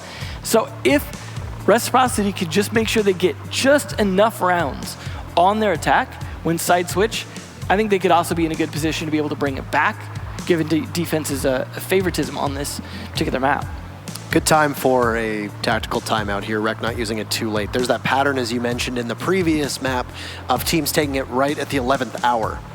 It's do or die, so let's do it. Yeah. And then they die. Doesn't always work out for them as effectively as they'd like.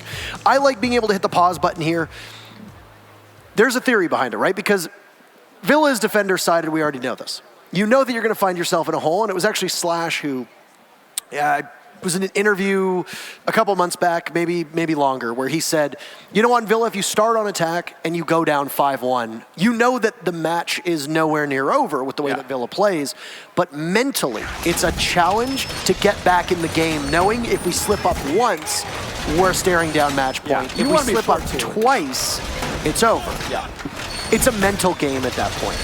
And I think when you look at these two teams, the team that has the mental fortitude, mental dexterity, the sentences or the phrases that we love to use, I'm going to have to give some credit to REC for. Yeah. They're a team that's been together longer.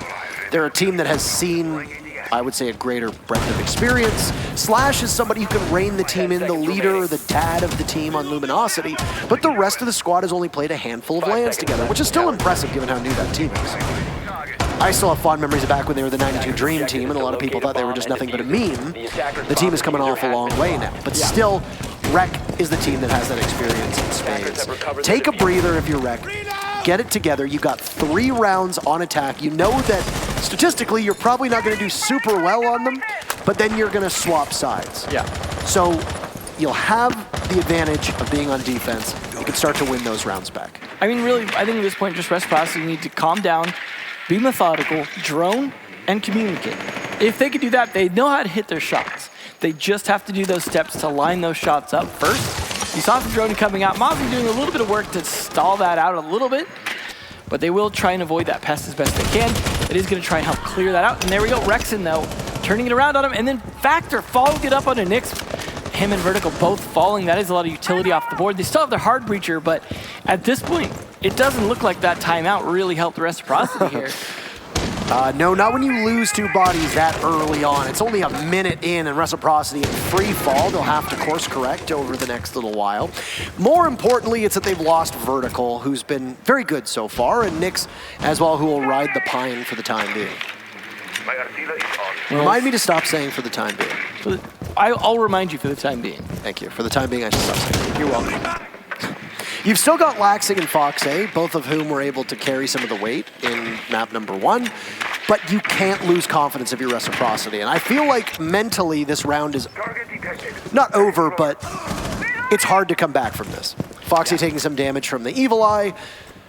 You've only got one Heart Destructor left. There's a C4 that sails overhead as they exchange explosives. The grenade goes in, doesn't find its intended target, but neither does the C4. I mean, they know where they're at this point, that they're going to be playing on 90. They're still going to focus on trying to get this gun vault wall open, and it's still going to be problematic for them. Slash tries his best to stop it, but only able to stop some of the X-Kairos here.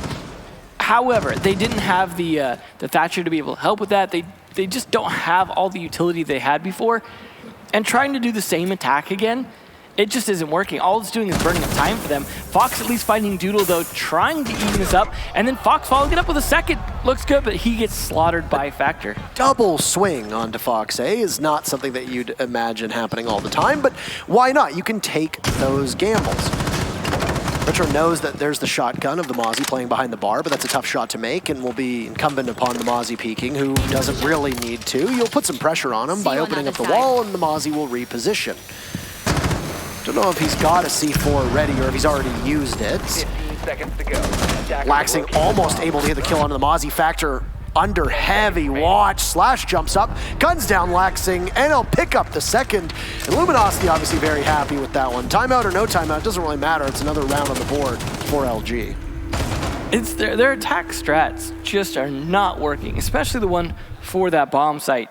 I mean, it's good for them that they can't play Aviator 2 times in a row, but the fact that they haven't really been able to do anything better on either of the other two bomb sites, it is not going well. Like you said, that mental game, but that's never a position you want to be in. You don't want to have to pep yourself up to slog through 5 lost rounds just to make it into the other side. But on the plus side, they won the first map pretty handily. That's going to give them some motivation. They know they can do it. They can come back. I mean, this is a team that also used to really only win in super overtimes. Like they would win at the 15th hour. They managed to pull it out. So they do know how to make it through and not give up. But they also have 2 new members to the team that may or may not share that same fortitude that they're going to have to pick up. That they're going to have to be like, Vertical, Nyx, we could do this. You motivate them. I don't know how that's going. We can't hear the comms, but I can't be a happy-go-lucky conversation at this point after 4 rounds lost in a row. And nobody on Rec really looks elated, obviously, to be in the position they're in. They shouldn't, given that, they're trailing on their map as well. Yeah. But that was one thing that I always wondered about a team like Reciprocity, when they had Mark and Skies on the team. Who was the leader that pulled them back from the brink? Yeah. And now, with both Vertical and Nyx on that squad, do you see in either of those a leader who's going to be able to pull them back from the brink? Either. And the question is maybe, but I don't know if that position has been established yet because they're still trying to get used to role swaps. They're trying to get used to new players and obviously a changing in comms and strats, etc. Yeah. So I'm not entirely sure who it's going to be. Nyx doesn't seem like the type of person to lose faith, and if he is one of the people doing the primary calling, then it's going to be his job to ensure that that team doesn't lose focus. At least he does come across as a bit of a calm voice, and that might help here. But he's also got jobs to do, and he dropped out early last round. Yeah, that does give you the opportunity to do a bit more shot calling as you are dead at that point. But that doesn't always get you the win. I mean, you just ask Canadian who often was in that position. Attackers have located a bomb. Hey, he did well that earlier. hurt. He did well earlier. We're fine. He did well earlier. Yeah, he didn't bottom frag. Nope, golf clap. Doodle cornered inside of the walk-in closet, and he's got 2 separate members of Reciprocity that are nearby, one of whom is on drones. Nick's waiting to see if that Doodle's smoke will peak, but for now, no, he won't. Almost said for the time being, no, stop myself. You're welcome. Don't even need to remind me. But if there's any soft destruction to be had, well, the Buck is going to be there to chew through it. Foxy's not going to do much for the time being. There goes a smoke, tossed out a grenade, it lands, does a little bit of damage to Doodle, who's inside of his own smoke, as the Buck of Foxy is going to take damage. Slash also playing around the shield. This is a good position for him to be in. Doodle sprays on out, some of that Buck shot connecting. A vault on in, and Slash finds one, looking to see if there'll be another that'll push from Master side. 2 for LG, with Laxing being able to take down Rexon, but Hyena trades it off. There's Factor as well with the Super Shorty. It's a deceptively strong gun that's not just good for some site remodeling. This hold from LG inside of Master and inside of Closet is unchallenged right now. Nobody from Reciprocity seems to have much of an answer for it. Vertical sprints in, Foxy's there, it's a 2v2, and just like that, it's Factor and Hyena, neither of whom were inside of Master or over towards the bathroom side. But both Fox and Vertical, very limited HP. Vertical, by the way, withstands, gets right back up. He'd been downed, so he's got 5 HP left to play with. That's not a whole lot. At least he's not the defuse carrier, but Fox not much more health than that. I mean, at this point, Hyena might try and heal them with his non-stim pistol here. Fox not long for this world if he tries to peek at the wrong moment against that ACOG as well. Foxe inside a Master. He's going to have to head through the bathroom, as I don't believe there's been enough hard destruction done on that wall. He gets taken out by Hyena. And now Vertical, with only those 5 pieces of HP, will have to find the remaining 2 members of Luminosity. His position's somewhat given away, and Hyena gets a little bit too overzealous with that trigger finger. Located by attackers. Doesn't have much to do to find Vertical. And you can see Luminosity up 5-0 now. This is a rout. Very anticlimactic finish. LG is just all over Rec. Now, like we said, we know that Villla is typically a defender-sided map, but a 5-0 is something we don't see all that much of, and 6-0s in particular are not very common. Especially after LG just got crushed pretty heavily on Clubhouse. So going into this, they shouldn't have really had the motivation, but this is such a good map for them. I guess it really brought them alive, and some early victories, really doing a good job morale-wise, and the opposite, really, it seems, for Reciprocity. Like you said, that slog, definitely a problem, but when you're on match point and you switch sides, that's a whole different ballgame. You can't make any mistakes, or it's map 3. The upside, at least for Reciprocity, is they know they secured map number 1, so the worst that can happen is they have to play a 3rd map. But you never want to do that. That's why we saw so many 2-0s early, that no one wants to play. Even if it goes 15 rounds, you don't want to go to a 3rd map. So they're definitely going to be looking to bring this back, but it might be too little too late. 1 round on attack isn't really going to give you a whole lot. You still, like you said, are 2 rounds away from losing the map at that point. That's 2 mistakes you can't afford to make. And mistakes will definitely happen, as obviously there was a few mistake rounds on Clubhouse as well. They were able to get 3 on their side for Luminosity, so it's going to be rough here, but we are going to see a little bit extra roam presence with Factor on Vigil this time. 10 seconds to and go. The droning wall, it wasn't really stellar from Reciprocity in the first place. It's certainly going to be much more difficult when there's an operator who's invisible to those drones. Attacker's objective is to locate a bomb. I think that not only has Rec been in free fall, but I think that a victory here for Luminosity on this round will be it. I do not see Rec coming back after that. Oh, not after that one. In Factor, all smiles after a spawn B gun relaxing. And I think you very firmly embedded yourself under the skin of Rec, who are now without the IQ. What do you even do in this position? You got to take some time and try to figure out what you do next. I almost feel like at this point they're going to take more time. Just like go sit and spawn and plan for border, because this is just really not going their way. I mean, yeah, maybe things will change when they switch sides. Maybe they can have a full sweep. We've seen some pretty strong sweeps in the past of this game. It's certainly possible, but it's tough. I really like what we've seen from Luminosity with these new deployable shields being set up so, I guess, present, so forward to the doorways and the regular points of entry. One of Vertical's lifelines are going to get caught by that ADS, so you'll have to go back to the drawing board. A bunch of windows opened up means that you need to be very wary of somebody from Luminosity taking advantage of you having your back turned. It's a tough spot to be in if you're Rec. Not only losing Laxing early to Luminosity, who threw 6 rounds as 5 of the opening picks, but additionally that your utility has been dwindling away. And LG just seems to be fired up. And after that loss on, I was gonna say, I was like, you can't shoot frag grenades. I was like, what the? I think he thought it was a drone. Certainly with a try. Foxe will push up now after the frag grenade blows open the doorway very intently, and will Toby eye-track just his singular position. Picking away around the bomb chassis, it Slash, but doesn't do much to him. Shotgun up close and personal as Vertical finds Factor. Foxe flying blind for the time being. Does quite a substantial bit of damage. Can't get collapsed upon as Doodle eliminates Vertical. Frag grenade almost primed and ready. Put away as Team Reciprocity are slaughtering LG. And oh no, down goes Nyx too. It's a 1v2 with Hyena now to push us to match point. Not series point, of course, because Reciprocity does hold map number 1. Hyena working back in towards the site. And he's not going to get anywhere. Rec finally put one on the board. Hope's trying to give the morale that his team desperately needs.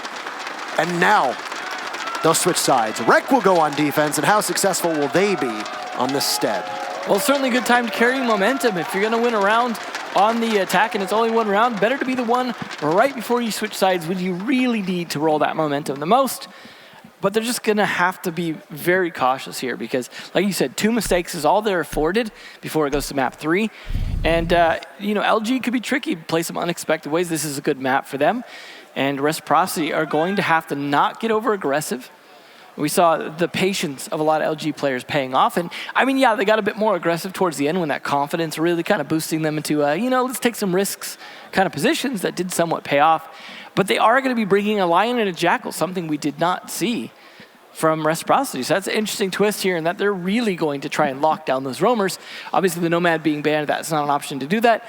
Gridlock is available as well, but Lion and Jackal do a pretty good job of locking this down quite a bit, and roam play should be difficult. I got to imagine we're most likely to see it from Laxing and Fox, just based off the operators they're playing, but Vertical also could be on that roam Jaeger.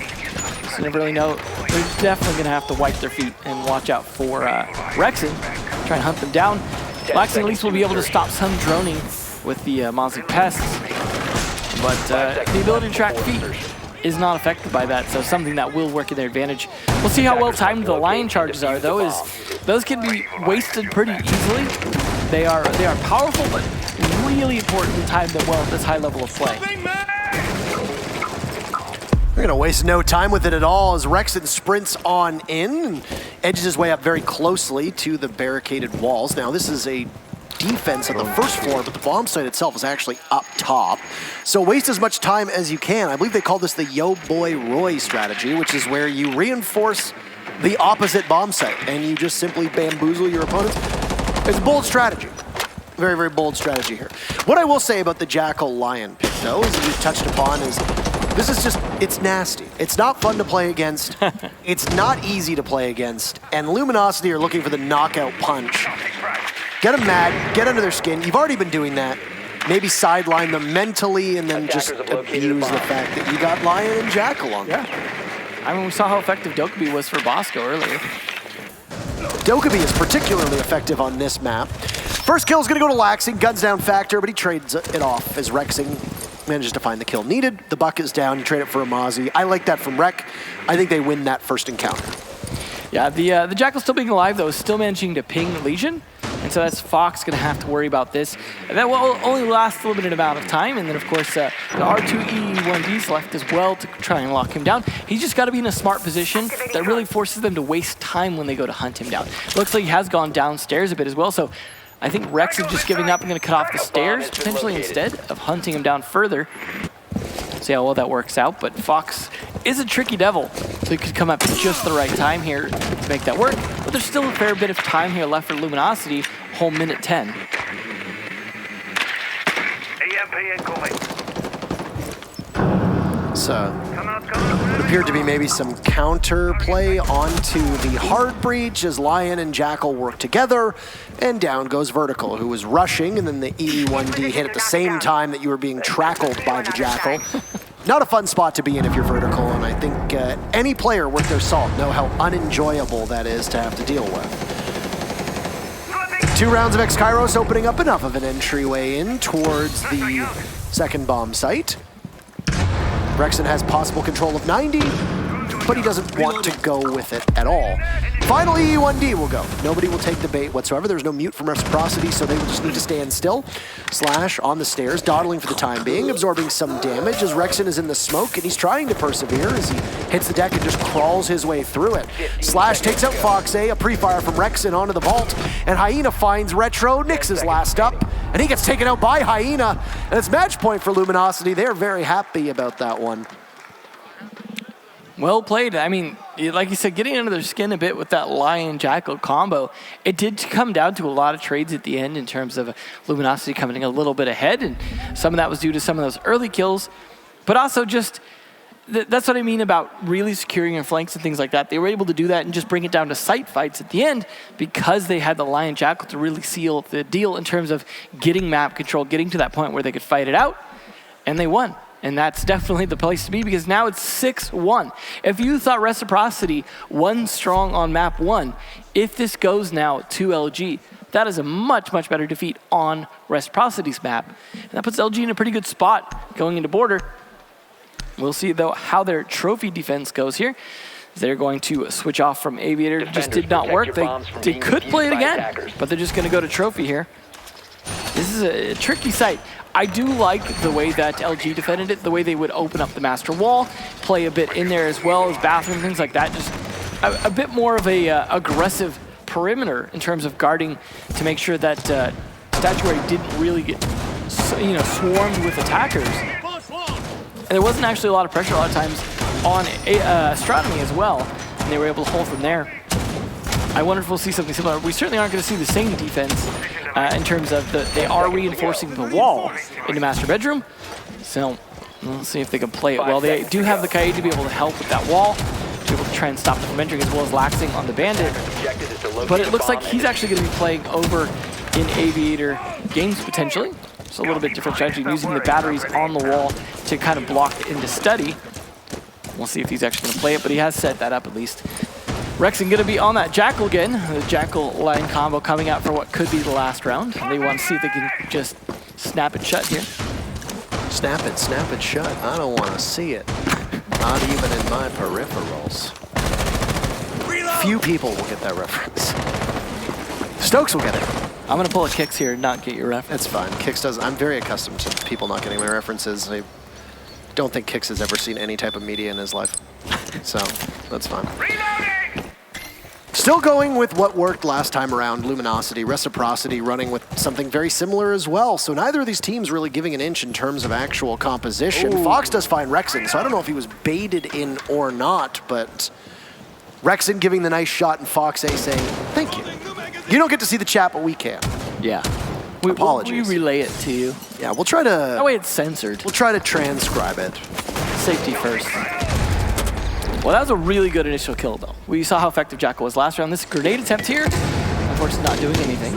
Not even the Jackal, but also smokes. If you want to pull off and execute on Trophy Statuary and you want to try to maybe cut off Astro or cut off any part of the actual Statuary side of things and make them have to fight you from Trophy or vice versa, then those smokes are crucial.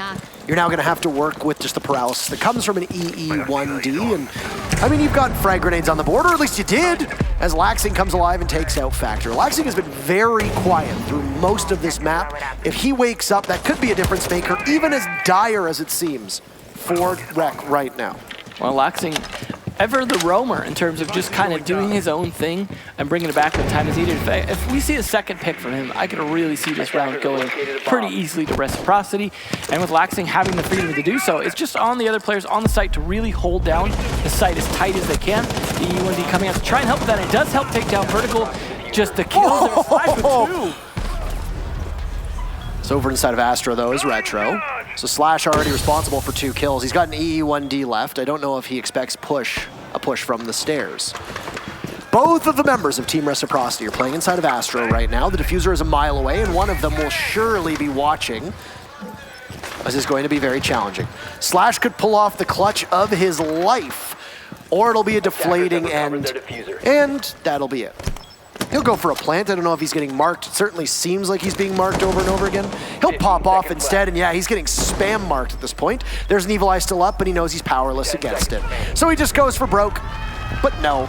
You don't have the information. You got nothing in your pocket. There's really no way out for Slash, and Rec will win yet another. That's 2 rounds for them over the last 3, but they're going to need a lot more in order to keep this one close. Still match point for LG. I got to credit some of that to Fox. Getting the early pick there on the Jackal gave Laxing the freedom to roam around. That's the kind of initial picks they need, or at least deny him as much as possible, because having the freedom Laxing had to move around like that really helped things out, not just with the kill, but also with map control denial from below. They weren't able to really control much of the map, not to mention being a bit of man down, but great plays by Slash on the line, getting the 2-piece and not just being a global spam button. Just good utility there. I mean, the gun, though, is very good. We tend to underrate Lion's gun sometimes in terms of... It's a really good gun. It is. Does decent damage, good rate of fire, lots of bullets, minimal recoil. The gun itself is particularly strong, and I think that was a very legitimate gripe people had. Yeah. At one point, you know, it's not even that he's a bad gun. Give him just a pistol when he was in his, I guess, his release form. Yeah. Just a pistol, and I still think he's pretty darn good. Yeah, well, in Slash's hand seems to be doing pretty well, but unfortunately that wasn't enough for the last round. But they're going to continue with that. I mean, why not? I mean, outside of Rexon dying early the last round, it's been working pretty good, the Jackal Lion combo.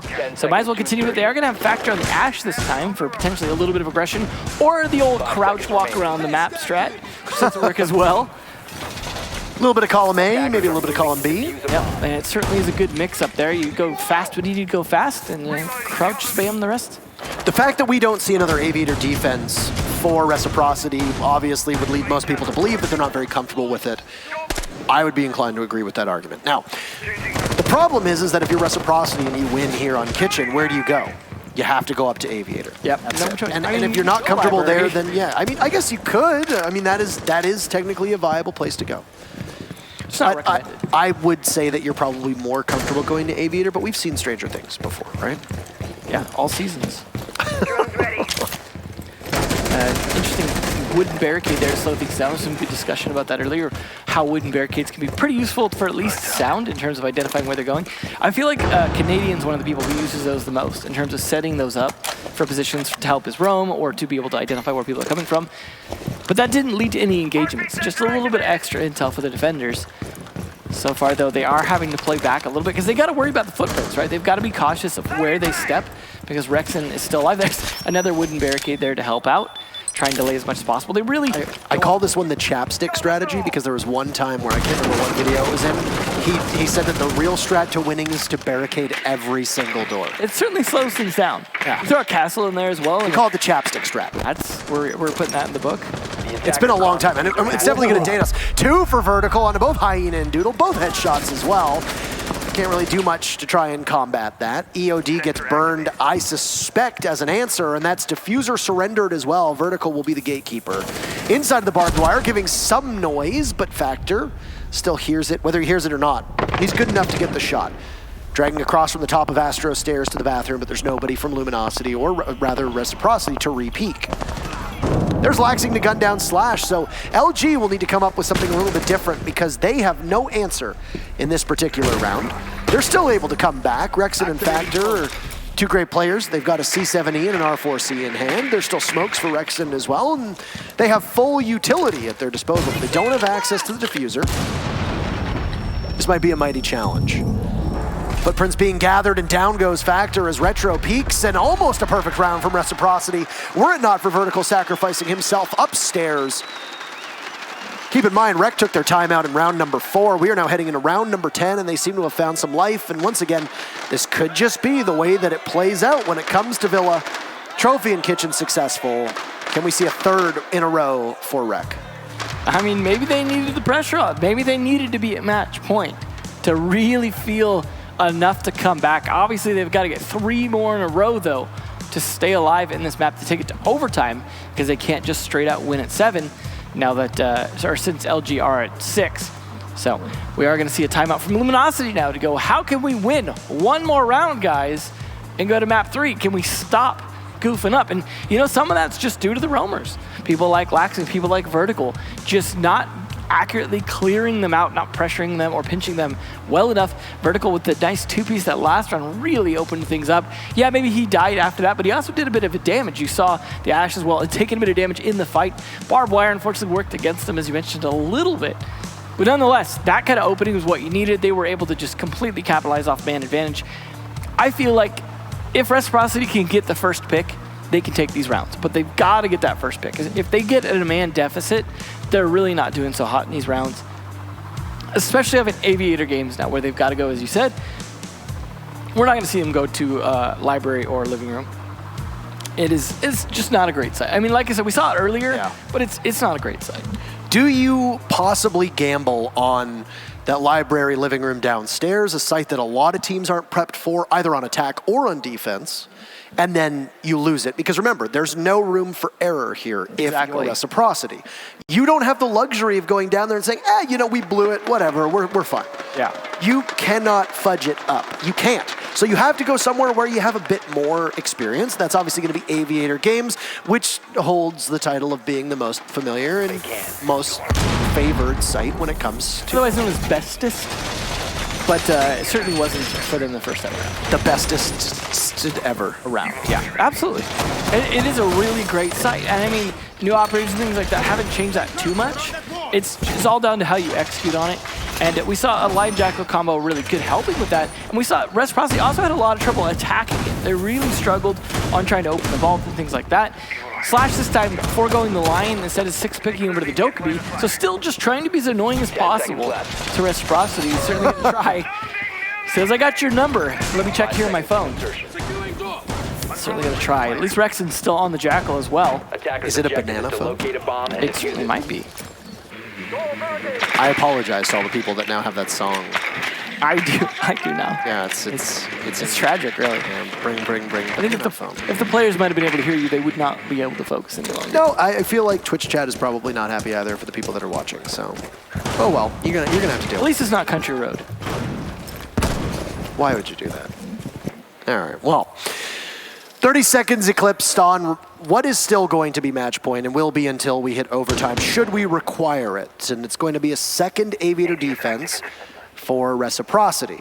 They have little room for error. Rather, no room for error. I guess little is underselling it just a little bit.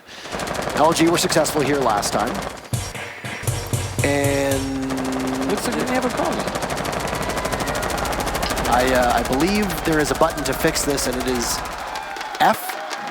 Yeah, this is the tension maker here. This is really gonna make it so everyone on the edge of their seats at this point, as I don't know if we're gonna be able to resume.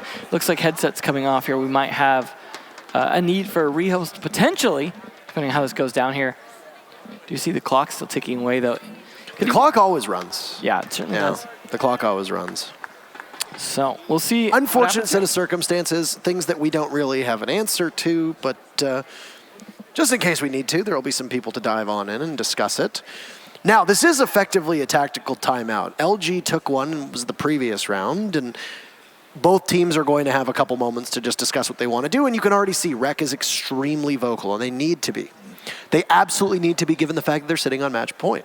Staring down match point. They are technically sitting on it. Both teams are. Yeah. But they're not the team that's going to do all that well. Anyway, while we get everything sorted out, you got to see Luminosity earlier. Well, how about Reciprocity? Get familiarized with one of the other teams that are playing in this tournament.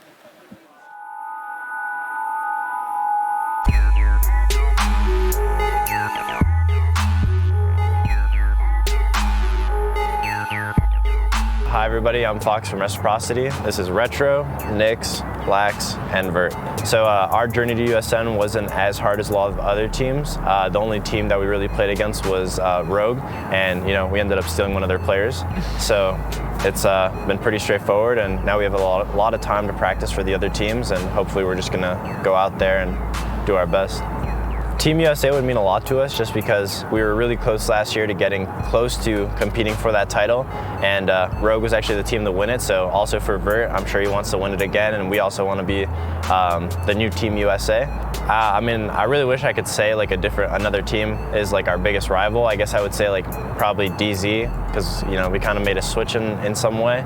But honestly, I don't really consider any other team a rival. We're just going to go out there, play our game. We're really using this event to just better ourselves and see how the competition is. So I think a huge aspect to be on a winning team is you have to have great chemistry. You have to be able to enjoy each other's presence and being able to work together.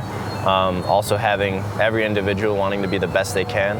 And I feel like a lot of players lack that. And so I think once you find a roster that's good, can compete at a high level, and also cares as much about the game, then I think you're solid. And I think that's what we got here.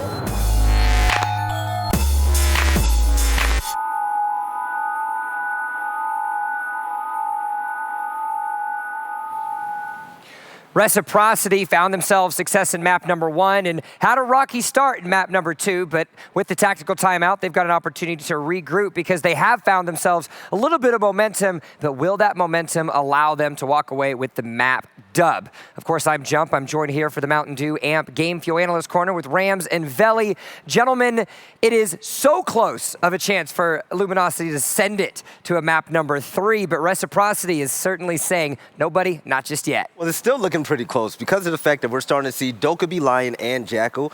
Like Rams and I were talking about, they're playing the long game. They're not trying to get the instant win. They're trying to wear out Reciprocity to pick up that win so we can head over to overtime. Yeah, they're biding their time, waiting for the perfect opportunity just to win that one more round, because all the pressure is on Reciprocity right now. Luminosity can just kind of sit back and wait, given that they literally flipped this matchup on its head and just took a huge lead, astronomical, and as a matter of fact. When it really comes down to it, what I'm observing from Rec that's holding them back is something that we thought we were going to see on map 1, not knowing who's supposed to drone who in, right? Because right now, I feel like because it's Villla, and because you don't necessarily have to have 2 dedicated hard breachers that are your dedicated support at all times, now that they're switching around their operators, they don't know who's supposed to drone who in. Yes, they might have talked about it beforehand. Yes, they might have scrimmed this map and tried to practice a few things on it. But right now, they just look so discombobulated, not really knowing what they're supposed to do. Nobody's doing anything effective on attack. On defense, they're starting to crawl back. But like I said, all the pressure is on them. So there really isn't a lot of opportunity for them to just kind of like think, oh, maybe I should make this play. If they're saying maybe in their mind, they're not going to do it, and that could be a missed opportunity. Yeah. You also have to consider what we see. Of course, you have 3 of the last 4 rounds going in Reciprocity's favor. So close of a chance for Luminosity, of course, to walk away with that. But I want to throw back to somebody that you talked about at the beginning of the day with Laxing. We made the comparison when we were looking at him versus Slash and the fact that he isn't making these open frags because his job, point in a direction and wait for people. Has that play style allowed them to find difficulties in this second map? No, not at all. Luminosity, they slowed their gameplay down so much, especially when they were on defense. Slash Hug pretty much dominated Reciprocity. We saw the master bedroom push when he was hiding in bathroom and they jumped through the window and closet. That was Rexon. When he Okay, yeah, sorry. Yeah, Rexon, sorry about that. When they all jumped in. And Slash Huggy did a really good holding steady as well, getting the peaks for the 1 kills. And it was really, really good. Luminosity, can they keep with this kind of heat if they go to a 3rd map? That's going to be the biggest question for me. Well, you also have to think about football. We talk about the topic of icing the kicker. And the momentum that Luminosity had has been stopped with Reciprocity, of course, winning the last 3 of the 4.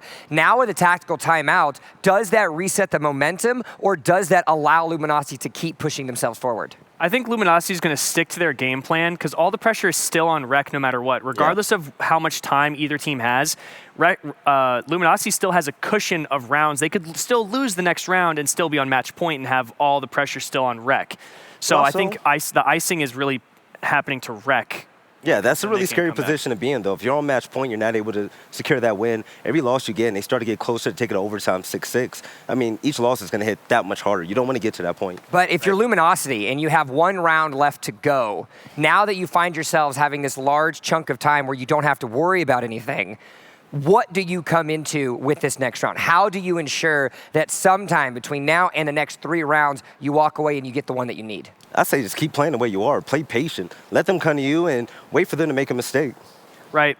Read into their play style of what they've been doing in the last few defensive rounds and just try to either counter it directly or just play more patiently and just stick to the basics. We talked about Luminosity not sticking to the basics on the first map. And this map, they've been sticking to the basics, and they've also been doing a lot of shield play.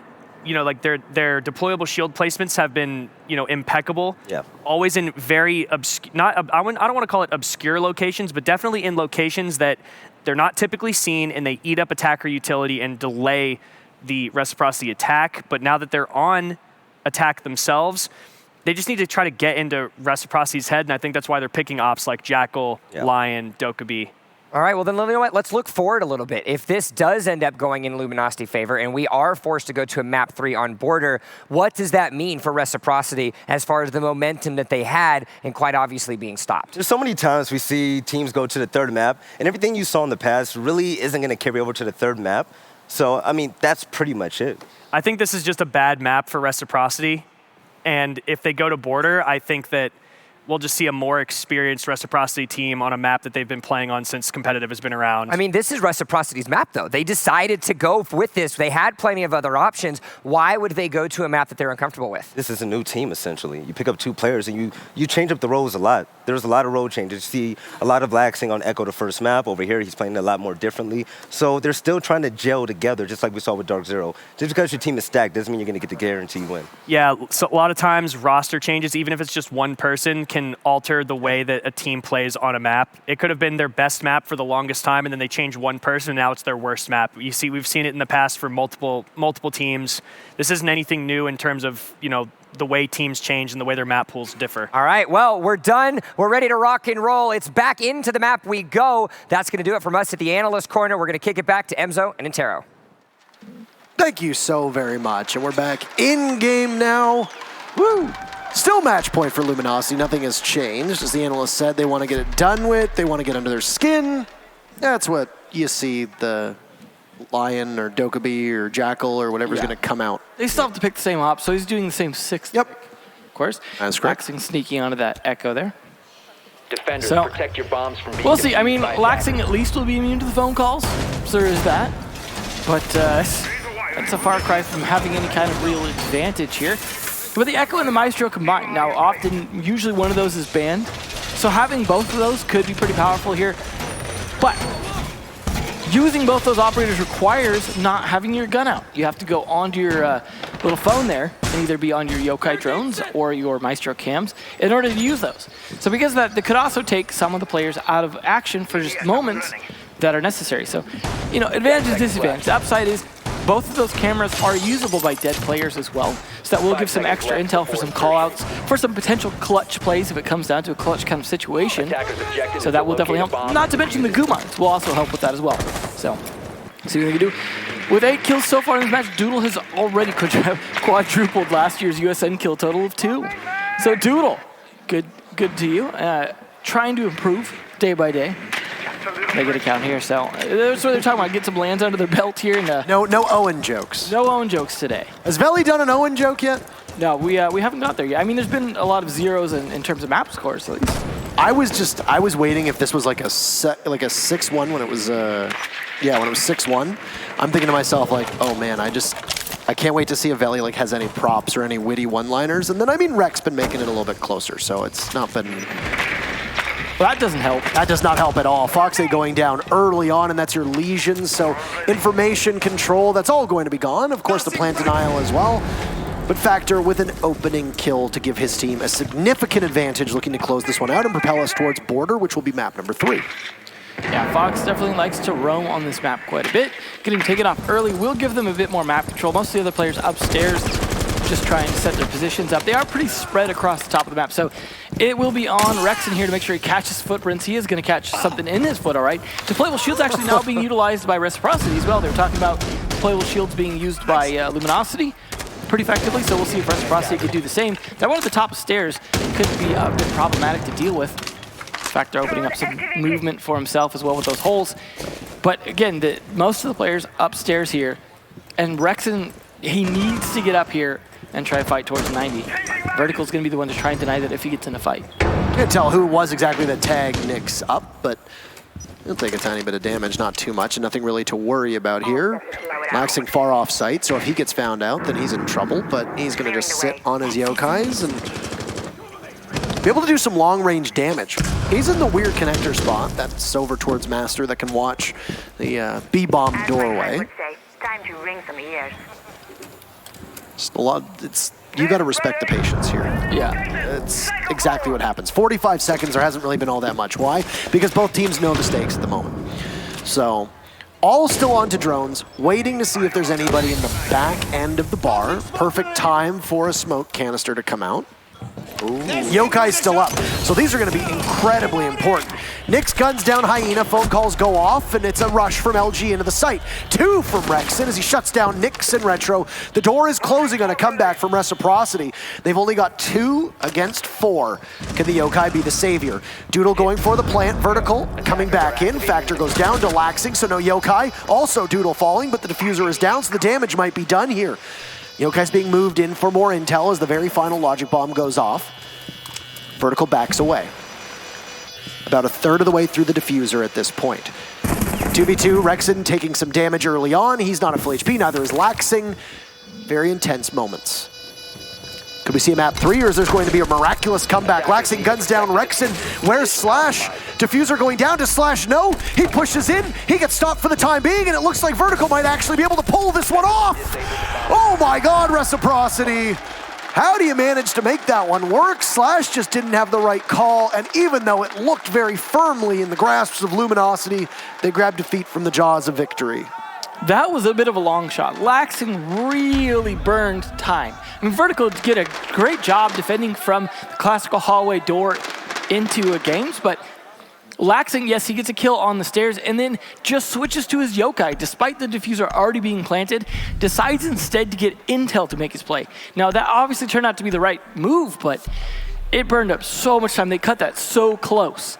But having the angle there, you saw the race as well. They Slash and Laxing racing to who can get into games first to fight each other. That was just about as close as you can cut it. However, now, that puts it 2 rounds away from overtime from Reciprocity being able to bring this back. You talked about the side switch being a big factor here. It definitely has been. We're starting to look more and more possible like overtime could happen here. We could still see this not go to border.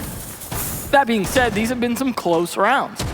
It's not like a Reciprocity been running away with these defenses nearly as well as we saw from Luminosity. So overall, Luminosity is still faring much better, and all it takes is closing out one of these rounds, one of those clutches to not fully work, and that's it for this match.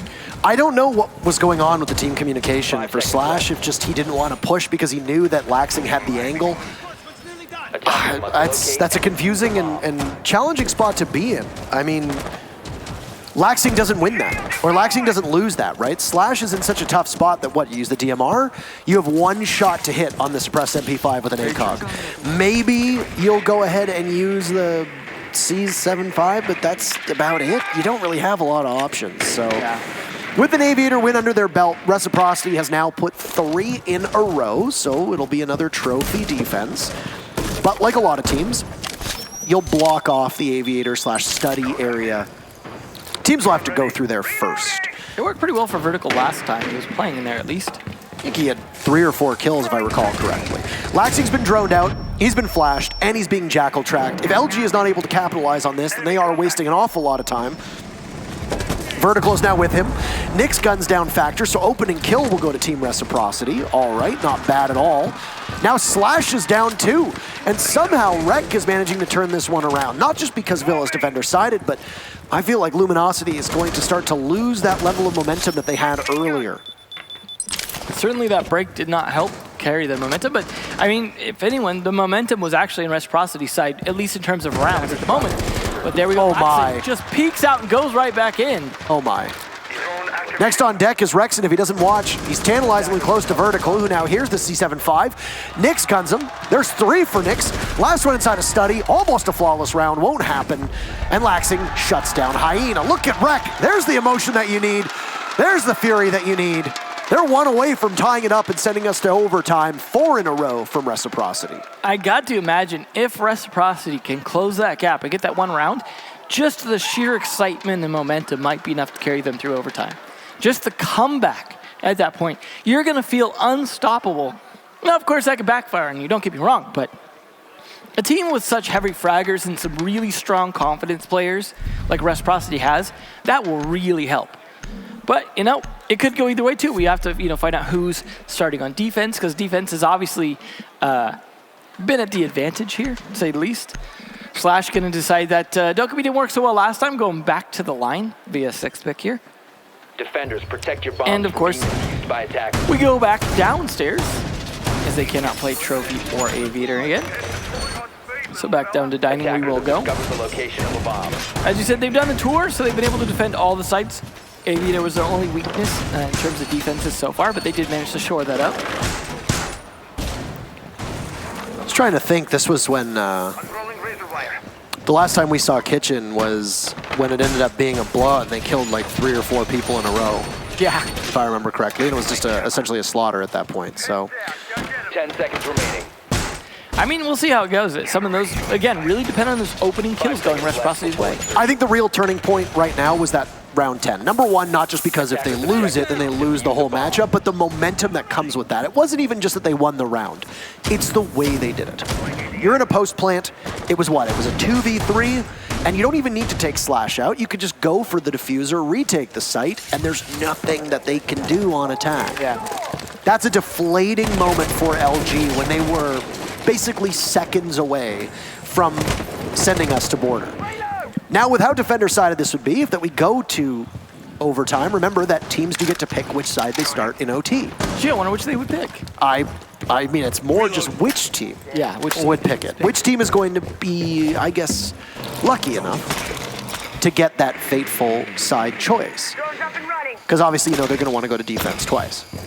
Yeah, absolutely. I mean, again, we have seen trends switch in overtime because everyone's gotten to see every defense and gotten an idea how things are played. They've done all the full tour. They can make some adaptations. So that is generally when we see the side switch and then sides unlock. But that being said, this has been so defensive sided. I don't know if trends would even switch in overtime, assuming we make it that far. I am interested to see Fox here on the pulse this time. I think that will help anticipate these attacks a little bit better. Hopefully his C4 lands where he intends it to land, though, because that will be very impactful if he can manage to do a bit of damage from below. But he could also just bide his time here, making his call-outs. The Lion going to slow him down, but he doesn't have to move to use this. I think the Hibana who is being spotted there of Doodle is actually outside, so a C4 wouldn't be able to do all that much. The Lion is, I guess, break glass in case of emergency, and here that's exactly what they're doing. The Dokkaebi is obviously not working, so why not go for the EOD and try to pin them down? Upstairs, there isn't really much emphasis from the defenders. They're all primarily on that first floor, but you've also got Laxing down below. There goes a C4, and it's going to miss. The airmail not connecting at all. Retro's the only one who's taken a single scrape, and there's a minute to go. Match on the line. Luminosity could send us to border with a victory here. If not, we go to overtime and see which team was smart enough or shrewd enough to pick defense twice. Another body spotted by Foxay on the sensor. Laxing going back to his old formation of roaming endlessly. Nyx has sustained so much damage as well, so he's a single gunshot away from death. And that could be a problem if Luminosity are able to find him. 30 seconds now and not a whole lot of action. Luminosity changing things out. Going for a rotate over towards the kitchen side. Still 2 EODs left, and I mean, you're getting into a position where unless you go for an execute, you're not going to be able to use the second one if there's a cooldown between them. There will go some of the soft destruction, and Rexon finds vertical. So Team Reciprocity will have to battle from behind. LG needed that opening frag, but they lose it immediately. They lose 2, actually. They trade it off. It's a 3v3 as it's a double kill that comes out from Rexon. A third from Rexon as he's just adding to his tally. EOD goes, 1 second left. Slash getting the diffuser down. You're going to have to prevent it to some extent. Nyx gets Hyena. No! There goes Slash, and Nyx will get the huge final frag. Slash completely oblivious and completely vulnerable. And that's 5 rounds in a row. No diffuser down. Overtime for both of these teams. That is how you do it. 5 rounds in a row to start things out for LG. Then we get the old switcheroo. Rec wins 1, then LG wins 1, and then 5 in a row again for Reciprocity. Talk about a mirror match. This has certainly been one, but the defense first goes over to Reciprocity. That is huge advantage for Reciprocity. If the trend continues, good luck to LG. Lion can only do so much for you here, because eventually you get caught. That was such a rough spot to be in, and I don't think Slash was the intended planter, because you were probably going to want to use another EOD, and he couldn't use it when he's vulnerable getting that plant down. So dire straits to find yourself in if you're Luminosity. You've squandered a lead that looked almost unthrowable, but in this case, it's been not a throw of the century by any stretch of the imagination. You got a 5-1 scoreline on one side of the things, and 5-1 scoreline on the other side of things. So, as I mentioned, it was Slash himself who even said, if you go 5-1, or you go down 1-5, or you even go down 6-0 or something along those lines, it's still doable. It's just extremely challenging. And of course, it's Reciprocity against Slash's team. Talk about the coincidental nature of that. Who's able to pull it off. So, Reciprocity, if you're a fan of the orange and white squad, they're going to get 2 cracks at defense. Now, you're right. Sometimes we do see things flip on their head. But if not at that momentum. With the momentum that Rec have right now, LG on their heels, they've been pushed off the point. This is going to be a major challenge for them to be able to overcome that. This is where I think LAN experience really comes in. Yeah. Against a team that is well-versed, well-prepared, and has a ton of experience. This kind of deficit is still demoralizing, but you've been there before, you can combat it. You look at players like Laxing, who was part of winning the first Invitational. I mean, they certainly never had to battle from behind. They won 10-0. Yeah, exactly. So, I mean, like the experience, that's how far it goes back for these players. These guys have been around. And that, I mean, you don't go 10-0 by being bad at LAN. No, absolutely not. And I mean, you talk about how good players like Skies, like Laxing, when they were together are. And I mean, you might not have Skies on this team, but you still have Laxing, who's very consistent on LAN. Foxay never really disappears. Nyx, Retro, and Vertical have still been making names for themselves. Retro was very consistent for a period of time, and I think has made a resurgence. Luminosity, you've got Slash. There's a major imbalance in experience when you just look at these two rosters. Speaking of Slash, first EOD will go off, trying to secure a frag onto Retro, who will have to peel off of Astro. He'll be supported by a Yokai drone now, shotgun out, and just wait very patiently. He'll rely an awful lot on Nyx's calls, who now takes some damage himself. Drone comes up, and Retro will do some, I guess you could say, full court press. A little bit of offensive, defensive maneuvers, throwing the smoke down on the bottom of those Astro stairs, and then we'll have to head on back up. I like the idea of denying the bottom of these stairs as much as possible. We know how good Smoke Shotgun can be on stairs from when we see it on Consulate. This is a good angle for him to be playing. And just denying Ash the ability to run up those stairs, keeping Astronomy secure, you need that backing on Trophy here. Nyx is, doing a great job supporting that with that drone. So far, though, Nyx and Retro have taken the most damage, but Fox even has taken a little bit, whereas no one on the attack has. Laxing is looking to lurk up and possibly catch them, but both Rexon and the Jackal of Factor work together to take out Retro. Now Nyx is down as well, and Luminosity is the best shot at being able to overcome the deficit that was created over the last little while. Almost a flawless round, actually, as now Laxing and Foxay have been traded out. Vertical in a 1v5. What's he going to be able to do? He guns down Slash, can't grab a second. Luminosity manages to break the trend, and now they'll sit back on match point. It's a successful attack, and Reciprocity's momentum seems to dry up at the worst possible time. Definitely not the position to be in, and there's the trend side switching. So we'll see, though. You were right. I don't want to be. I want the trends to continue because it's exciting. At the same time, that just makes it this much closer. It's anyone's game at this point. Obviously, it's not LG's game to win just yet. If they do win, then they only go to the next map. But still, it's an interesting position to be in. And that was, of course, Reciprocity not going to their quote-unquote worst site, which would have been Aviator Games. They went to Trophy and now have finally lost it. Aviator going to be the site here for LG to go to. The Maestro 6 pick, interesting choice there. Instead of teasing the dock there.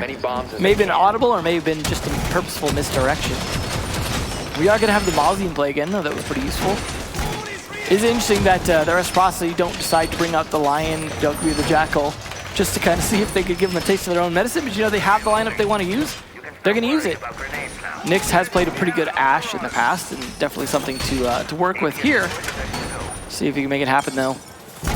It's definitely going to be a lot of pressure to try and bring 2 rounds in a row here if they can. Because, of course, you worked so hard to get to overtime. You brought 5 rounds in a row.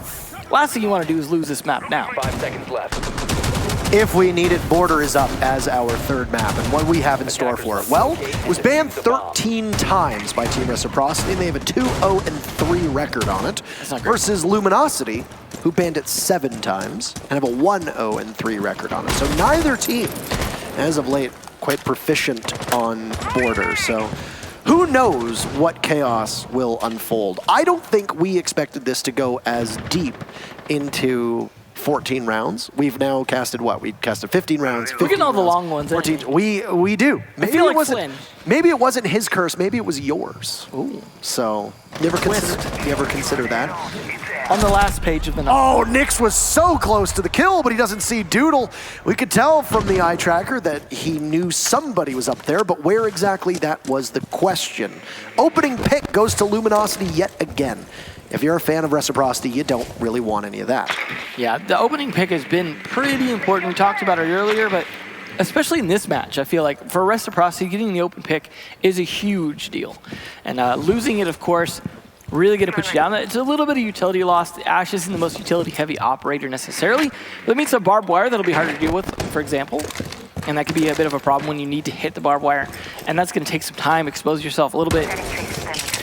It's not the worst, but definitely not going to help here. Obviously, losing something like Buck, for example, would have been a bit more of a loss. See them trying to work on this. At least they're not trying to push in Gun Vault this time. Very close to being able to spot the smoke, who's playing behind the deployable shield, but he can't really do too much with it.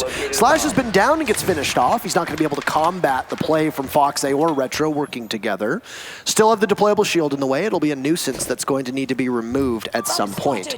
90 control will be tough to establish for Rec because there's an Evil Eye playing at the end of it. And Factor is babysitting it as well. So even if you manage to take the Evil Eye out, you still have somebody that can swing on you.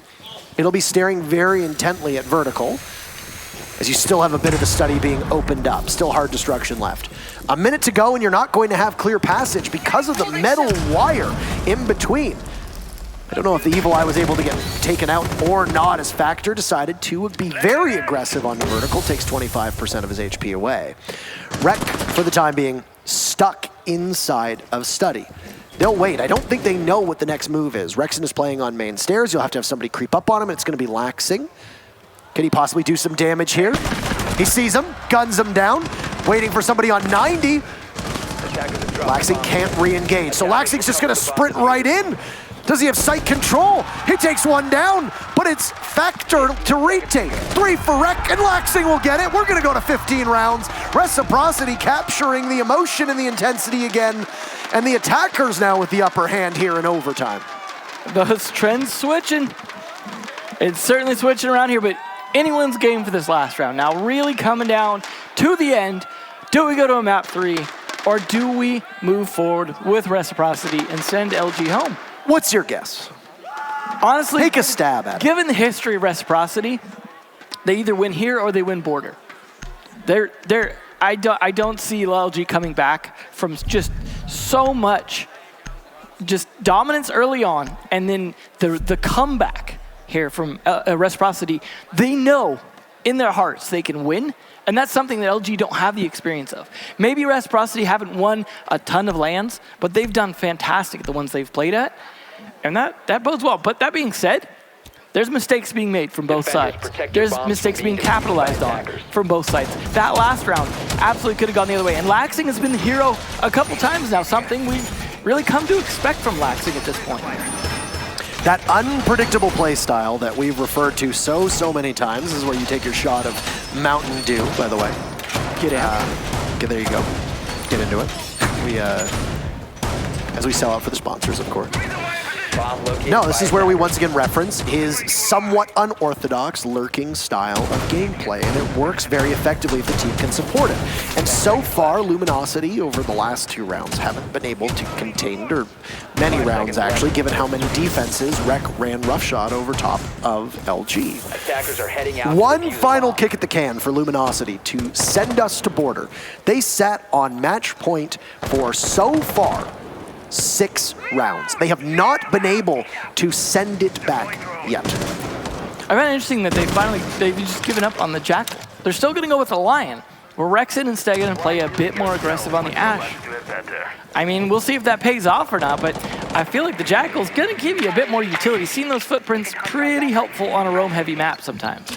It's good. He's, like you said, he's got a good gun. He's got secondary utility in the shotgun as well as the smokes as well. And, I mean, we haven't really been seeing a lot of diffusers going down. By my count, there's only been 1, maybe 2 planted so far. 3 planted in this entire matchup, if I'm correct. It's kind of the opposite of the SSG match.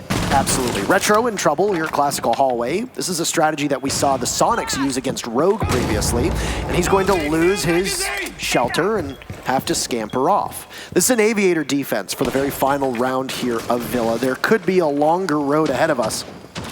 If not, well, Western Conference Playoff number 1 will go in favor of Reciprocity, and then they await the winner of Evil Geniuses versus TSM. Pressure from both 90 as well as the top of Classical Hall. Rec is slowly getting pushed off of their positions of strength. Drones being denied left and right, and down goes Retro from Rexon. Oh my, on an Ashe charge, well placed.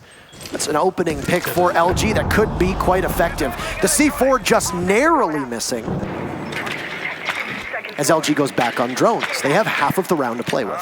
It's not looking good here. Like you said, that half of the round to play with, that's the important part. They've killed the smoke already.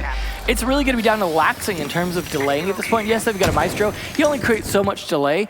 It's those Yokais they've got to worry about. They do have an IQ to spot them, though, and the line to help lock down his ability to rotate manually. I haven't really seen anything towards 90 that would give me cause for concern if I were vertical. I think Rexon's job is to take 90 now, but Factor's up there as well. So we could see a very quick pick on the vertical, and there it is. LG in full control, swinging in 90 is good. There goes Nyx as well, 5v2. Could we see a flawless round to send us to the another third map? No? Yes? Foxay's down, and there it is! A flawless round. Luminosity had so many opportunities. They choked all of them except for the last one, the one that matters most. And Border will await us. The first map 3 of the day will be coming up in just a couple moments. Long faces on Rex side. A hell of an impressive comeback, but close doesn't count for much. We go from 10 rounds of defensive wins to 3 attack wins in a row. There's that switch. You can't predict overtime. So, what about Border? Well, you know that LG is going to be playing with a lot of motivation, as will Rec. It's pretty much a wash, but we've got the analyst corner ready to take us through what we saw. There was 15 rounds for them to dissect, so I'm sure they've got quite a lot to say. We definitely have a lot to say, Intero, you and Emzo. Great job on the call for that map. Now, it was a slow crawl back for Reciprocity, and just when you thought they were going to be able to close it out in stunning fashion, it was Luminosity that walked away with the victory. Welcome back to the Mountain Dew AMP Game Fuel Analyst Corner. Of course, I'm Jump with Rams and Villla. Gentlemen, it was quite the map indeed for Reciprocity, but just barely, we're going to Border. Luminosity tried to give me a heart attack right there. First off, they were letting Nyx just go off of Maestro, dominating 90. And then once Laxing and Vertical clutched that 2vx, Laxing started going off, especially on defense. I love the roam he did upstairs, was able to get those kills. He was fantastic. Yeah, there were some very interesting adaptations that LG made towards the end of the match that have to be highlighted. Like when they attacked before and, Reciprocity won so many defensive rounds in a row, pretty much doing the exact same thing on the roam, Laxing hiding with the Echo, coming in clutch at the end. All they did was figure out exactly and read into what Reciprocity was doing, and then, put a player in a direct location to try to challenge that opposition, and Reciprocity wasn't prepared for that kind of adaptation on the fly, mainly still working out some kinks. Luminosity, however, still looked great on this map, much better than I anticipated them to look on this map, but what you really have to think about is how many big plays did Reciprocity have to make just to keep themselves in this game, and then finally, the final round, Luminosity just said, okay, I think we're just going to win this now. But that just shows how much individual skill they have, but also at the same time, how many operators did Laxing play? How many operators did Nyx play? These guys are changing things up all the time, and they were unable to get comfortable. Luminosity just took control of that. But see, I kind of want to contest that a little bit because they were uncomfortable at the beginning, but then as you were able to get later into the map, despite the fact that they're still swapping operators, they were getting comfortable. And I think that a huge piece of that is the answer to a question you asked at the beginning of the match, which was, how are they going to be going for intel? How are they going to be able to get that knowledge? It didn't matter what operators they were playing because the rounds that they started winning, they were droning out appropriately, their communications levels were high, and that allowed them to pull themselves back towards the end of that map, despite the fact that they lost in round 15. As the game went on and Slash continuously picked Dokkaebi and Lion, those kinds of operators to try to, not to necessarily with the purpose of getting a Reciprocity, but play that style of, use the global ability, you can play sort of further back. I kind of felt like he was being removed from the Luminosity attack, and I felt like it was hurting them because he was so influential on Luminosity's attack before. Yeah. In the OGA pit and in Croatia and stuff, like, he gets lots of frags. So, like, to put him in a role like that, he's probably more comfortable in that position on Villla in particular, but that put people like Factor in position to play different operators to step into a role that needs to be filled, and he did a good job. Once overtime came around and Rexon started playing Ashe instead of Jackal, getting lots of frags, Factor filled in with the Jackal to help Rexon, finish out some of those frags. And it was, exactly what they needed right at that moment. So even though I felt like Slash being removed hurt them initially, they were still able to figure it out and, make a correct operator composition to close it out. Now, map number 3 does have us going over onto border. Rams, you said that you felt like it was still going to be a Reciprocity win. Emzo believes it's going to be something of the same thing. Belly, what about you? Do you feel like Reciprocity still has the advantage here coming into border, or has Luminosity's win allowed them to gain enough momentum to win map 3? I don't think momentum's a thing when you go against Reciprocity, and we all saw that in the second half of that map. Just because Luminosity started having their way with Reciprocity, when they started firing off on all cylinders, they of course came back, and they were one round away from winning everything. So, no, momentum isn't a thing. I think that when it comes to Reciprocity and going into a map 3, it all depends on how the last map, that demoralizing loss on the last map in particular, really affects them. We've seen some of their players in the past have issues tilting, and it's all just going to be like, hey, clean slate, it's 0-0. Effectively, like for the correct mentality for them to bring into the next map, they need to say, forget about the last map. Obviously, we need to work on it. Let's just focus on the map we know. Let's focus on the map we've been playing on since competitive has pretty much been around. And I feel that there's a large opportunity for Reciprocity, because when they found themselves down as much as they were expecting to lose that map already. But then they clawed back, then positivity started to strike, and even though they lost, they're getting extra rounds of experience, they're getting extra rounds of clutch situations. And when you think about those clutch situations, you have to think about one player that I want to make sure we highlight before we kick over to border, and that's Laxing. How is that play style difference that he's had near the end of those rounds going to affect him in border? It's all about putting Laxing into action. Just let him roam around. When he was sitting back the first map, yeah, he did fantastic. But the second map, that time around, it really wasn't working. Put Laxing on his feet, make him run around, make plays. The one thing is, I'm not worried about them on border. Villla, there's a little bit more of an X factor in regards to strategy. You could change things up. On border, it's pretty straightforward. It's textbook gameplay. Yeah, Laxing seemed kind of invisible to me on Villla attacks for Reciprocity. He didn't really have much of an impact except for the one, overtime round where he ran in and just killed 3 people. That's the kind of Laxing that I was expecting to see a little bit, those late round pushes with the proper game sense and communication behind the rest of his team to follow it up. I think one player that we definitely need to highlight that had an outstanding performance on Villla for Reciprocity was Nyx. And then for Luminosity, Rexon, outstanding performance, top fragged 100%, got most of the frags for his team, I'm pretty sure. Yeah. And other than that, just Factor stepping in and Slash and the rest of them, providing the support just continuously, instead of getting frustrated and saying, like, let me play this up, you're doing it wrong. Like, they just continued with their plan, kept working out the kinks until they finally got it right to win that map. All right, well, analysis aplenty from all of us here in the analyst corner, but now map number 3 is underway. I saw some LG jerseys, I saw some Reciprocity jerseys in the venue when I was there earlier today. Let's go ahead and make sure we make some noise, because map number 3, the winner makes it tomorrow, the loser, they're watching from the grandstands. Emzo, Intero, it's all you. Thank you so much, Jump. It's a map that neither team have a great record on and neither team are the most familiarized with, and Border tends to be one of the most well-played, or for a period of time, one of the most well-played maps in all of competitive Rainbow Six. Who has the experience? Is it Reciprocity, the team that has been around since, well, the dawn of time, or is it going to be Luminosity, who are still learning and still getting experience under their belt?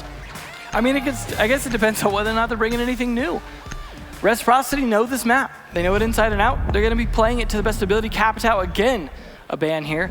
No surprise. No one wants to mess with old Capitao except for earlier. People saw what happened earlier, got sick of it, and he's getting the axe. Jackal, interestingly enough, that's coming up from Luminosity, the team who was just abusing that. So I guess they don't want to taste of their own medicine after all. I think it's because, if I remember correctly, I think we've seen Vert run the Jackal. Oh yeah, before. he's played a lot of good Jackal. Yeah, and Mira as well. So an Spanish Inquisition. Could you say? Nobody expects the Spanish Inquisition here. Seems like they expected it during the ban phase, apparently. That is very true. So say goodbye to Jackal, say goodbye to Mira, and Valkyrie as well has been unavailable through all 3 of the games. Now, it's Rek that's banned Valk, and we've seen this many times. Number 1, Rek don't particularly like playing against Valkyrie, and number 2, it's a very strong operator for Doodle.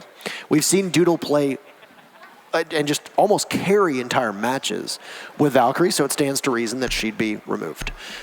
Starting on defense is going to be Reciprocity, and they're going to go up top to Armory Lockers. Unsurprising, that's your default site for this map. And LG are going to go with more of the same. A composition that looks eerily similar, but 6 picks will be used by both Nyx and Slash. I like the Nomad 6 pick. There's a reason why Nomad's banned so often on border. The rotates are very controllable if you have those air jabs up, and retakes are very common. You have to try and retake the site if you lose control of it. There's so many spots you could stand on the site itself. Once you lose those, you end up having to go for retake situations. Having the cutoff on those rotations absolutely works out. So I gotta say, I think that's much better than playing the Lion. So we'll see if Slash's play works out, but I think that was the right idea. They are going to go with just a single hard breacher.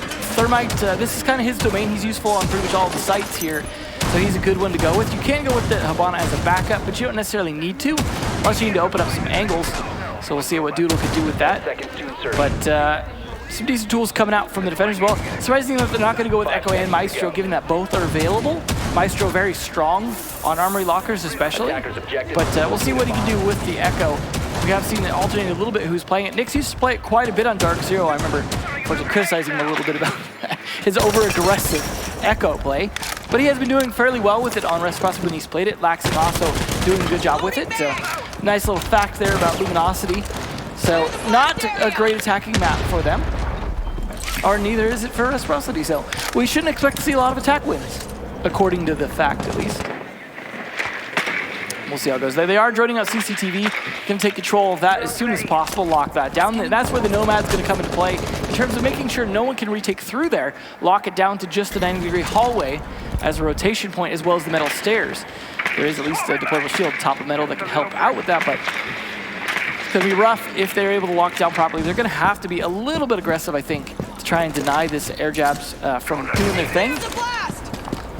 But soft wall, something we saw earlier being played quite a bit, was a soft wall to try and fight back through the armory wall. And it's always an odd choice. I understand it when it happens, but usually you open up part of it as part of that to be able to fight off. The fact that they let the attackers open it is odd. Did you make mention of the Siege GG stat that was put up on the Yeah, right-hand that was side? what we were talking about, the attacking stats. Yeah, that's dreadfully bad stats. 13 and 20%. Attacking not so great for them. Not so great. Not good defending stats either. Yeah. It was only 20%, wasn't it? So that's tough. Now, whether you go for the exothermic charge on the wall that Doodle just did, but Doodle did now. No, absolutely not. Losing a critical piece of utility as the Electro Claw from Fox gets tossed out. Legion spotted down below and right into the waiting arms of Rex, and that's a routine roam clear down on the first floor. And the opening pick comes 2 minutes into the round, roughly in favor of Luminosity. The problem, of course, is that Laxing only has so many places he can be. We talk about just roaming free. They were talking about on the analyst desk as well. But hey, if they do a good job with the roam clear, there's very few places to hide. You almost need to go for the roam late into the round to do it safely, or just play like a pulse or something that can spot them coming. But the push is starting to come here. They're starting to at least creep into the wall, trying to make sure that any angles they tap are going to work out for them. But Vertical is in that position where he was trying to hit. They're at least getting some progress into the site and actually pushed into lockers. Doodle just soldiers on through, and the Yokai gets picked away from Factor / covers, as it looks like we're going to see a successful diffuser go down. But it gets stopped at the last second. Oh, Retro, by the skin of his teeth, will get Doodle with the smoke. Pulls out the SMG-11 and does the rest of the work himself. Team Reciprocity bouncing back admirably, and Slash will have no choice but to swing in, meets his fate at the hands of Retro, and Rexon will confront a deployable shield. Manages to gun one down, but does he know that there's somebody playing behind the shield? Vertical's just lying prone. You don't need to give him anything. Reciprocity take round number 1. A sneaky rat angle, you could say, from Vertical. Well played by them. Definitely a good start there. I mean, the stats said, not to expect a lot from the attack, but that was a good defense. They definitely took advantage of whatever they could to try and push in. Obviously, losing the Thermite didn't help. The exothermic charge, that is. But the push-in was not bad. They almost got that plant down. Retro doing a great job hitting the smoke in the right spot to be able to stop that as he choked him out. And then also following that up with a kill. That was definitely the way to go. Retro teasing and potentially staying on a clash. Now, usually you don't actually pick a clash, and so of course he's not. He's going to pick Castle instead. Different operator that starts with a C and puts up walls of sorts. So there's some connection there, I suppose.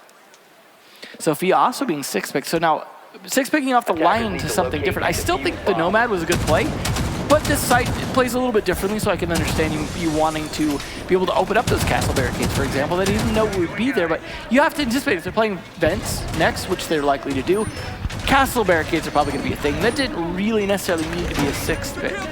But Slash will be able to open those up along with Rexen, so I think it's a good idea to have that extra utility. They aren't going to have the Echo or the Maestro this time, though, but they are going to have a Mozzie at least, along with the Kaid to be able to potentially deny some walls or even hit up those hatches. Now, when you are defending the site, you do tend to have some of those hatches soft or open to be able to rotate back down, especially if you're Tempo Storm, who likes to do it too late. But maybe some hatches left at the trick. It looked like they were reinforcing jail as well, so a large portion of the eastern side of the map that is currently being held. Or there you have it. Yes, it's Electric Clawed too, so Customs is going to be the play. This is very similar to what we saw in our very first matchup of the day on the Eastern Conference playoffs. So once again, it's just about wasting and burning utility. I am very confused as to what is going on here. And it looked like it was Laxing prone at the soft wall, gets spotted immediately. The wall will blow open. Laxing has switched on over towards the window. He'll be completely blind, and they can pounce on him if they want to. If he pulls out the super shorty, he might be able to get an insta-kill, taking so much damage. He's at almost 1 HP, and he is under just heavy watch right now from Luminosity. Think about it. They just took 30 seconds to do all of that. They still haven't secured the kill. Can somebody come to his rescue? Well, Vertical, the answer is yes. He's there supporting on the soft wall. It's been opened up. I like this. You've got someone standing up there as well. Fox can have the C4 also potentially be able to climb up. There's a nice attempt that you can't ADS while running. Slash gets the kill, and unfortunately not traded by the C4. No, and now you've lost control of Office completely. And do you head for the hills? Usually the answer is yes, you do head for the hills. You can't really do all that much. Fox A has moved back to the armory desk, and he'll watch from Metal. Vertical's back up against that armory wall. So you haven't dropped down. A lot of teams would just simply fall off. But you still have to control that second floor for about the next 90 seconds. Don't cede that ground to Luminosity at all. You haven't done a lick of damage to them. To be fair, they only lost one player, though, and there is almost just a minute left. So they aren't in the worst position, assuming they can rotate at the right time or play vertically as needed. Vertical himself rotating around, opening up a hole, and he's going to rotate around CCTV. Just getting into positions at this point. There are castle barricades potentially up as well to delay things. But Vertical is getting a nice kill there onto the Ash, so no Ash breach charges to be able to open those up. And that's Rexen too, who got off to a hot start and could possibly continue to see the success that he'd had on Villla translate on over. He wasn't in the best shape on Clubhouse, but that happens from time to time, doesn't it? Yep. Hyena now heading on towards the bathroom. He's joined by Factor, not too far off inside of Passport. You have to get the wall open with the exothermic charge, but Retro is there and waiting. The wall's already been opened up, so you're not going to see much of that hard breach do anything at all. Retro missing his shots, that's not ideal. Vertical drops, he guns down Hyena. And what are you going to do, Slash? The answer is nothing. 2-0 for Reciprocity. Definitely a good bait by there, but I like how Retro basically was used as bait. He got down, and they went to finish the kill, and that just baited out the kills they needed. Retro obviously making a good call out to his team, that he got down and that they were going to push him, took full advantage of it, and that is 2 up already. For Reciprocity, who struggled in the last map, but not on defense. So far defense is the thing, although we did see 3 attack rounds in a row last map. That being said, though, this has been pretty good, but we come to the third site. This is where we were talking about last time. It is a bit of a struggle on the third bomb site on this map, and this is where they might have a little bit more trouble, but the way they were playing last round, and the way that Luminosity seemed to be stalling out a lot of times after their initial pick, and their ability to get a little bit of map control, I still have some faith that Reciprocity could hold this, but this one depends even more on top floor control in certain ways than did Ventilation, because you can't fight it as well downstairs in Customs itself. Could also see them try and make a good hold on jail or potentially onto the A bomb site. If they can hold it from there, there are some interesting ways to play it with the wall open as well. If they want to play from inside Customs. But they have the tools they need if they want to just go straight for a passport plant. And they also have the Thatcher to be able to open up jail as well if they want to. So plenty of utility on both sides to make this work. Just depends on what they're going to go for. Attackers are moving out. This is usually where a mirror would be super handy, but was obviously banned by LG, and I don't know. Obviously, LG's not looking this far ahead. Mira's a great operator on this map in particular. She's useful on basically every single site. can set her up top and then guard over Customs. You've also got a pulse at this wall. So first and foremost, you're going to want to use the EMP to dislodge the bandit batteries. You got pulse up there. Open up the floor. There goes a nitro cell. Shot out. Maybe Rexen just simply trying to distract. Not entirely certain. It's a nitro cell that came from Vertical who now swings on the doorway of Staff Break Room but doesn't find anything. He's got Nyx next to him so they can work together if need be, but there's no dock, so Vertical is just going to continue with that low amount of HP. An upside down repel outside will mean that if Nyx tries to swing, he's essentially a dead man. 3 of the Sharks from Luminosity now circling in the waters around Rec, and it's 2 from Nyx, but hey, Vertical will take out Rexen. Nyx has been downed. As I said, there were 2 on him. Doodle trying to maybe just kick his feet in the sand, get Vertical somewhere. But no, Nyx will get finished off. Let him bleed out. Doodle collects the kill that he needs, and we're back to a 4v4. Well, Vertical likely next to be the one to go.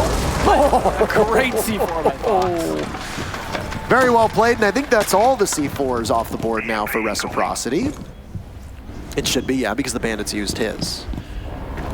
Well, important thing is Fox has killed his nemesis there, Viking. That is true.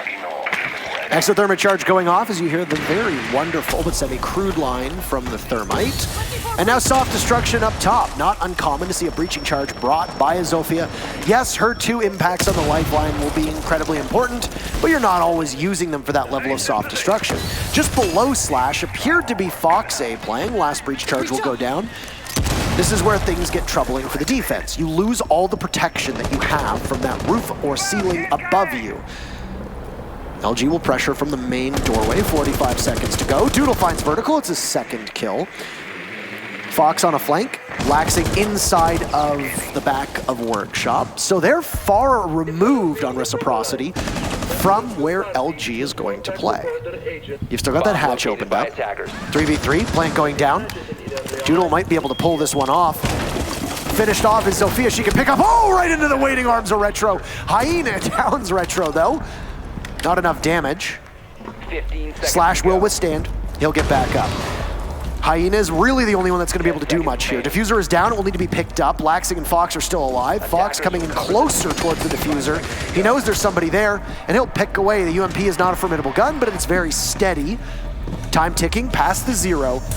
But you can't exactly spot where that diffuser's going down. There you go. Fox gets it. It's all Slash with 1 HP. Where are you? You're above?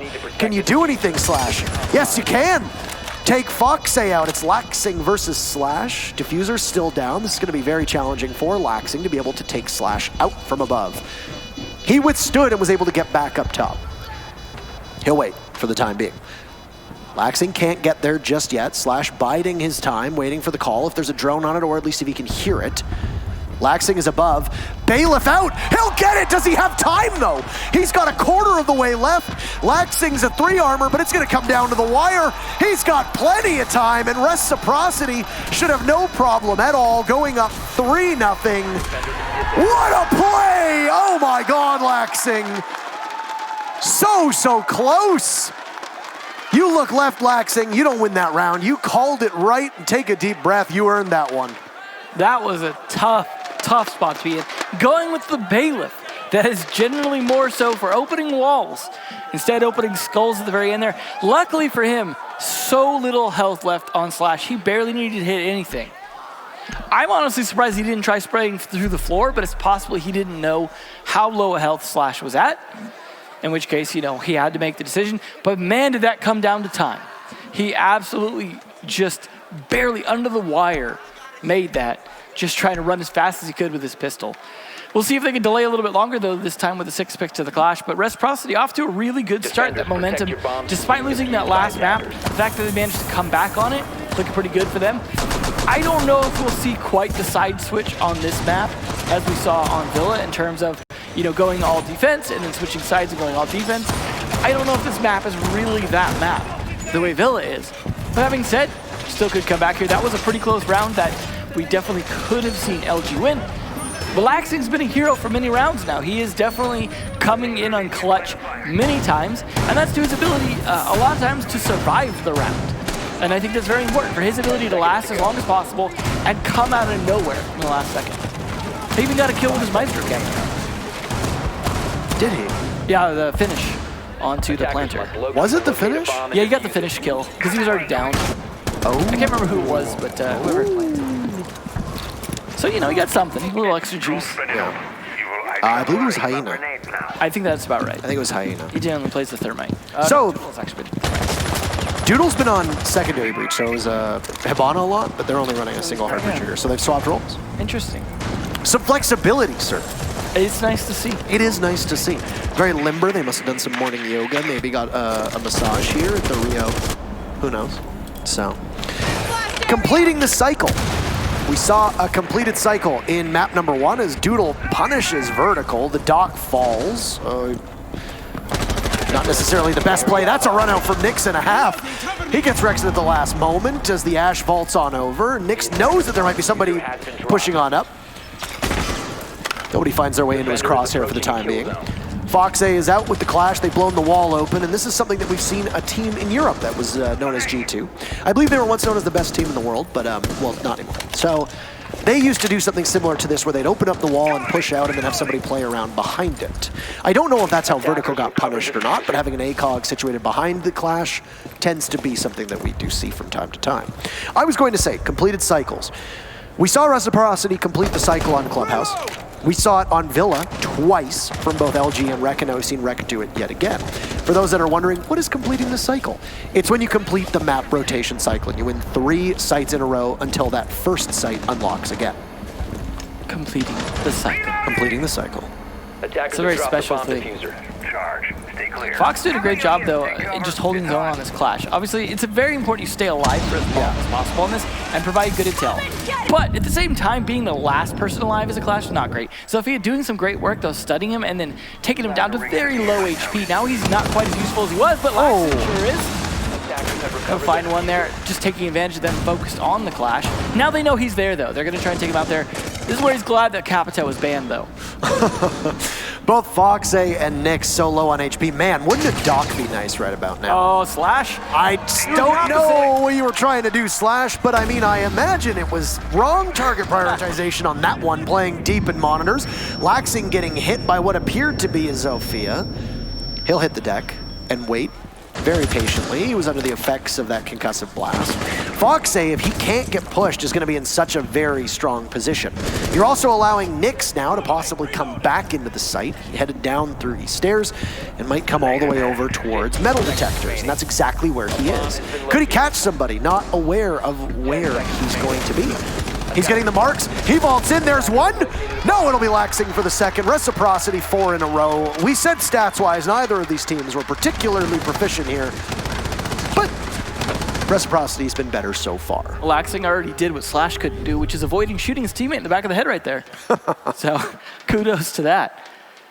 That is definitely a good way to play. I mean, Fox surprisingly managed to live through all the damage they tried to do on him, but again, that sometimes comes down to the operators available, the fact that there wasn't capped out, but the Zofia was played well in terms of doing a lot of damage to him. It just wasn't enough to finish him off, and that forced them to rotate. They could not properly push lockers if they had to deal with both Laxing on that Alda, which is a beast, a chainsaw of a gun, against Fox on that shield to be able to call it out and be able to just deny their ability to walk through a doorway.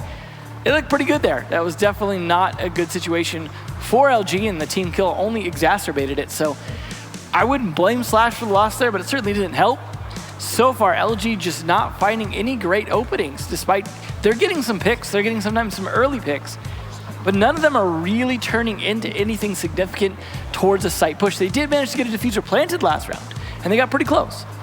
Not last round, I mean the round before that, but I feel you. Yeah. It was the last round. I understand. I feel like I'm talking about that. I understand. Anyways, it's been okay on some of those rounds, but just never looking like they figured it out. We've done, as you said, the cycle. They've gone through. They have a chance to adapt now. They showed they didn't really adapt well to Armory. I don't know that they're necessarily going to adapt that much better, but at least they're taking a timeout, which just now ended. We're going to go to vents now. See if they figured out a better way to attack this.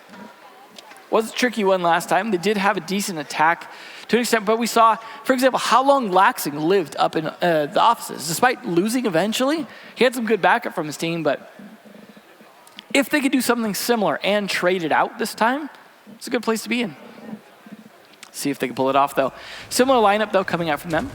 The question I want to ask is, what can change from Luminosity? Are they getting out-stratted? Are they getting out-called? What is the thought here?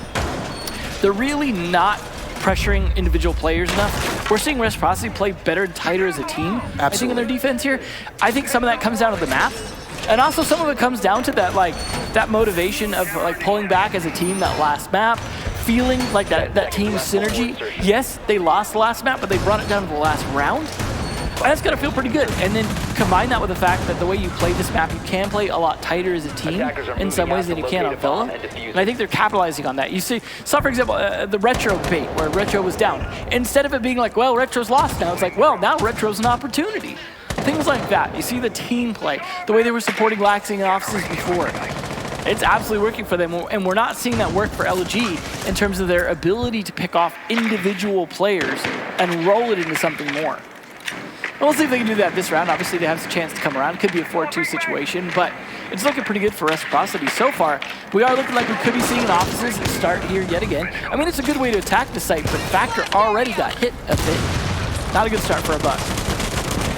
Slowly, as the camera is moving, Rexon looks like he's just aging. Like year over year. I feel like the rest of this match might have done that. He's got some gray hairs now. I think we have a bright future in store for Luminosity. Absolutely. Their performance at OGA Pit was exemplary. They finished 4th in Pro League this season. They had a disappointing finish at both the Allied Esports when they were known as, actually here in Vegas, when they were known as the 92 Dream Team, and then didn't have the best result in DreamHack Montreal either. They didn't make the quarters. They went out in disappointing fashion. It was back a very different roster, though. Slash just catches Fox A. I don't know why you peaked that necessarily when you know it's up, but I mean, you got a 50-50 there, and you lose out. Goodbye to the mute, and the C4 is off the board. There still could be 2 from Laxing and Nyx, depending on what both the Mozzie and the Kaid brought. Barbed wire for Mozzie, interestingly enough. I mean, if you need barbed, you need barbed. Retro's probably bringing impacts, and Vertical probably is as well. So in that case, mute's only got a bulletproof camera or a C4. You're going to need some of that spaghetti, as people call it, the razor wire. So you want the opening pick here. Luminosity will get it. In fact, fun fact. I'll beat Siege GG to the punch on this one. Ooh. So take that, Spencer. All right. Through 5 rounds, LG's at 4 of the 5 opening picks. And it is translated to a grand total of 0 round wins. Wow. So right now, Rec is absolutely bucking the trend. They'll get another kill before Retro guns down Doodle, and Retro's under fire, just under the hatch himself, prone. Rexon finds Nyx, so Retro's taking damage earlier, is essentially a dead man walking. You're going to need Laxing to do something marvelous here, as well, 1v4, and he's not getting it at all. So finally, Luminosity can get one of those check marks on the board. Still 4-1 for Rec. Final defense for Rec before we switch sides. That's what we need to see from Luminosity. To be fair, they were aided a tiny bit by Rec peaking unnecessarily. Yeah. Fox A in particular. But being able to capitalize on those mistakes are the sign of a good team. Exactly. They hadn't been able to the previous round, so I don't think Fox's play was that big of a misplay given what they'd been up against before. Yeah. It's just that Luminosity did a much better job capitalizing on it that time and turning it into quite a few more kills. They also got their map control a lot faster that time. They took control of offices quickly without an issue dealing with Laxing that time because they didn't have him playing the window in that kind of sandwich position there. Attackers need to locate much better job and just defuse as many taking bombs as and they can. the ability to kill Fox there was a big part of that, so that did really work out in their favor as it wasn't just a kill, it was a kill they needed to take a lot of the map that they need to be able to start their assault so they're not just fighting from outside. I can't imagine they'll necessarily get as lucky this round as we're going back to vents again, of course, because they don't want to have to go to customs if they don't have to. If you lose a site, just an opportunity to correct your mistakes and play it again and return to the cycle. See if they can do just that. Return to the cycle. That's what they're doing now. No, I like the way you said that. 10 seconds to go. You're welcome. It was a sweet reference. So sweet. 5 seconds left. All right. Reciprocity had some trouble keeping pace on map number 2 after utterly demolishing Luminosity on map number 1. This is their final crack at defense in this entire series. They play the winner of EG versus TSM, which is up next, so don't go anywhere. When does Bolo play? Next. That's when he plays. I know many of you are asking. He plays next. So Border doesn't really sit itself as a map that is more defender or attacker favored. It's often at the mercy of whatever gets banned. If it's very defender-sided, it could be because you see some hard breacher bans. If it's really attacker-sided, it could be because you have some choice defender bans. So usually a Maestro or Mirror, a very commonplace here, possibly even an Echo. In this case, we have a Valk and a Mirror ban, so things are pretty normal. In this case, it's a decently balanced map. So taking it 4-2 isn't weird, but a 3-3 is far more common, I would say, when we look at the operators that are banned, especially with Capital and Jackal being banned on attack. Might give the defense a little bit more staying power, and, well, if it ends up being 4-2, then Luminosity is going to obviously have to repeat that. Those, so far, I think you hit the nail on the head when you said that Reciprocity have just been playing better together. I think they've been more disciplined overall, except for that last round when they peaked a little bit too aggressively. But I feel like that confidence that you get from being up 4-0 might lead to some errors and some stumbles. They're definitely going a lot slower this time and not getting a free pick on Fox this time as well, as he's playing back here in a small office, you see. And they're also not getting any early damage on the Retro, something that's worked against them. And Nyx is really helping with that, I think. His playing Pulse there is doing a great job of calling out their positions, and they're doing some great denial. They do, however, lose Vertical, as he was not playing as part of the unit, so to speak, at the moment. But we also have Laxing on his long, deep roam, and Fox and team are all teamed up now inside Workshop to be able to fight this, with Laxing to swoop in potentially at the last second. However, drones are at least calling out positions. So whether they saw that or not, you see the marks coming out. So they were pinged, so they know they've been droned. Nyx just barely getting away with it here, and Diffuser going down sneakily by Doodle. Doesn't manage to do too much. He was relying on Hyena, but he gets let down too for Reciprocity. As things equalize yet again, Diffuser in no man's land, deep in the heart of the site of Workshop, will need to be retrieved should the objective want to be completed. So Rec just has to wait. Luminosity might call an audible and decide instead, hey, let's just go for kills. We're not going to be able to get the Diffuser. That's fine. You don't necessarily need it. But the one question is, are you starved for information? This Mute and Mozzie combo, I feel like we've come full circle now with match number 1 of the day. This Mute and Mozzie combo is doing an excellent job of stopping them. Hyena is just totally blind, and Laxing is there to capitalize. LG will hot drop through the hatch, 2 of them heading on over towards Reciprocity. They're all in the same room right now. Fox will take one down and Nyx will trade off the other. 5-1 is an impressive half, no matter where you are. And Reciprocity find themselves only possibly a couple minutes away from winning their Western Conference matchup. It's certainly looking good. Like you said, 4-2 is not bad or terribly off the mark, but 5-1, this is not Villla. This is definitely something that it's going to be difficult to see the comeback that we saw from Reciprocity on Villla come here from Luminosity. Certainly could happen, don't get me wrong. Could see some overconfidence in the attack. They could push in too deep, too fast, with too little intel, get slaughtered, and not really be very effective at stopping the defense.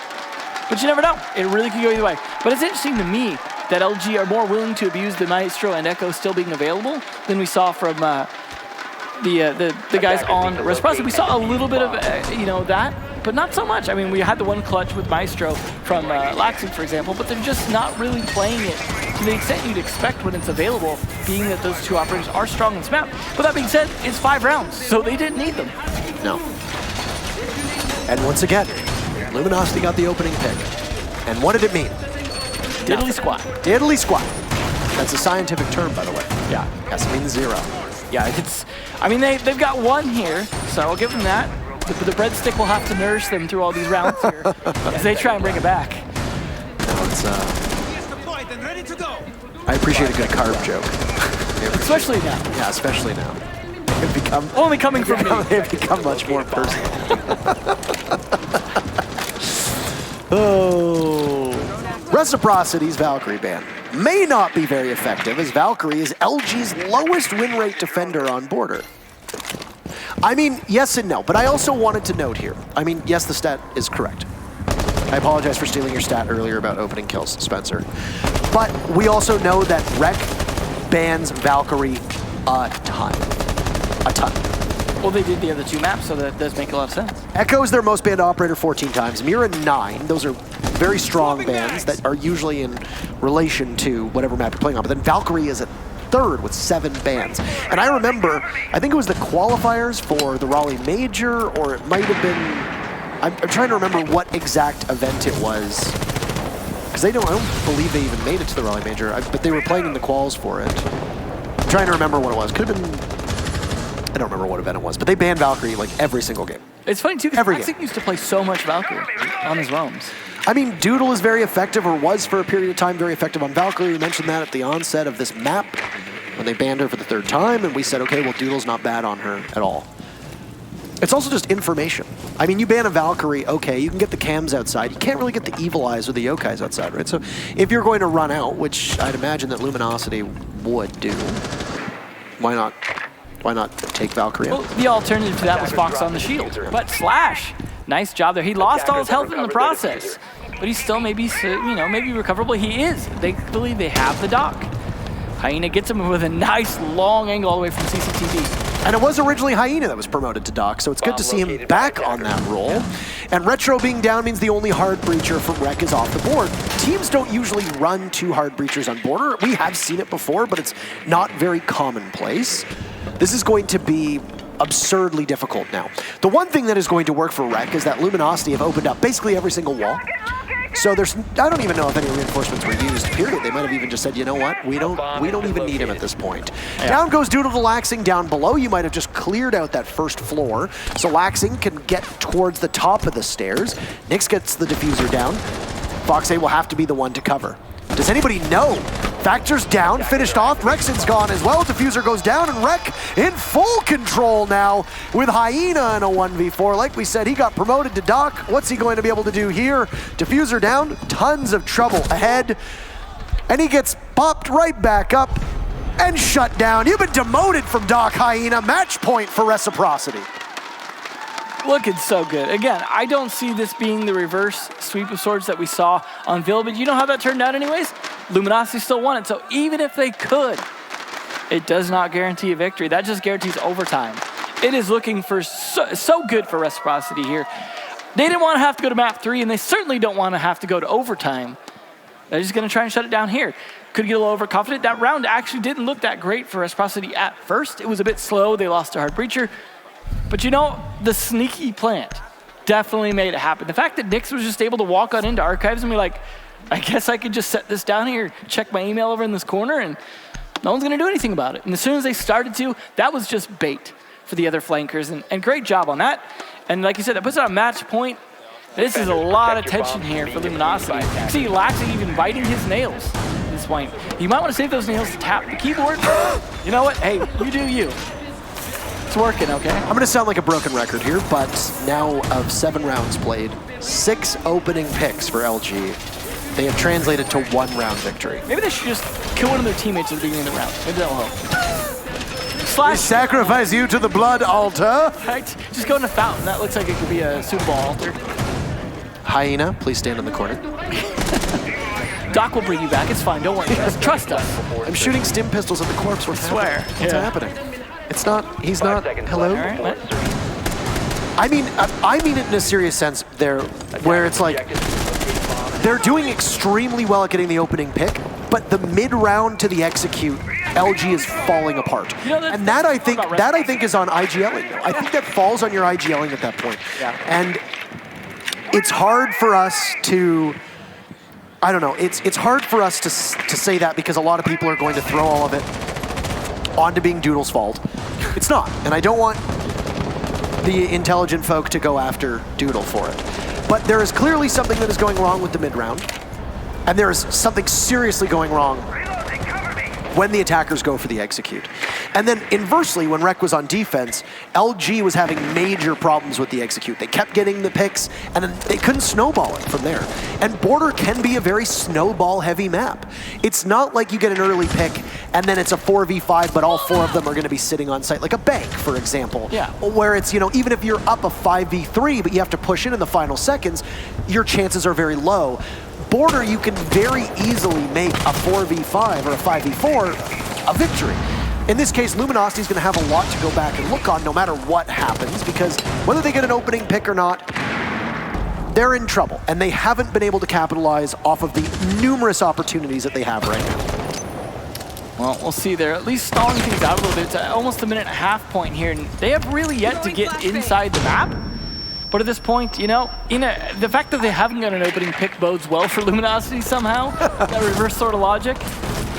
But Doodle has taken a little bit of damage, and Rex has actually been overhealed. to be able to potentially be that roam play that they need in CCTV. But Nyx is being careful. Hyena's been doing that actually quite frequently. So he's been giving them all, I believe the doc calls it the juice, and healing them all up past whatever HP they're at. Hyena's been using some of them on himself.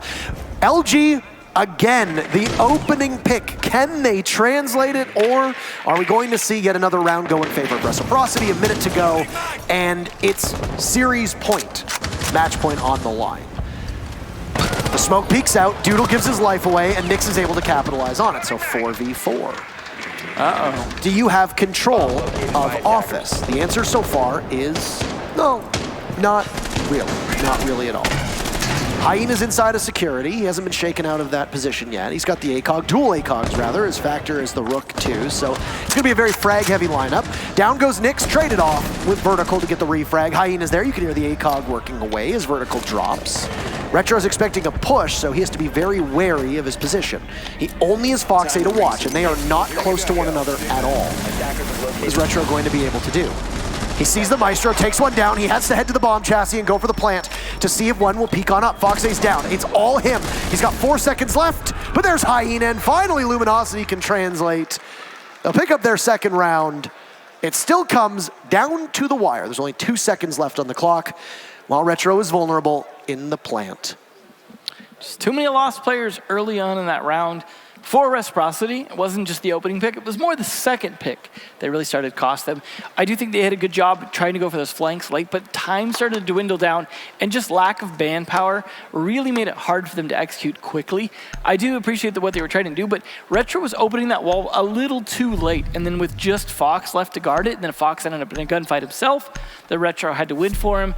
It just was not a good situation. As I said before, when you're the last player left alive on attack, you're essentially not, because you have to plant if the time is that low. You cannot really fight at the same time. And if you get down to the 0-0 and you're sticking the plant, if you come off, you instantly lose. Yep. Well, for anyone who didn't already know that, that's a tough spot to be in for Retro. As you said, very little time was left on that round. He was in a tough spot. He was hoping they would feed him 2 kills, but they didn't. So overall, great plays, but it was still close. Definitely could go either way this round. We will have Flash on the Vigil this time, which should be interesting twist of things. I always like the combo. We talk about Mute Mozzie, but I like the the Mozzie and Vigil as well, because your ability to deny drones from 2 different ways is always interesting. The Vigil is kind of like a mute in a way, but like a walking mute. It's sort of just similar signal jam in a way, but a little less disruptive. So, I mean, anything you can do to stop Reciprocity from getting an idea where you're playing will help. Attackers are moving out to locate a bomb.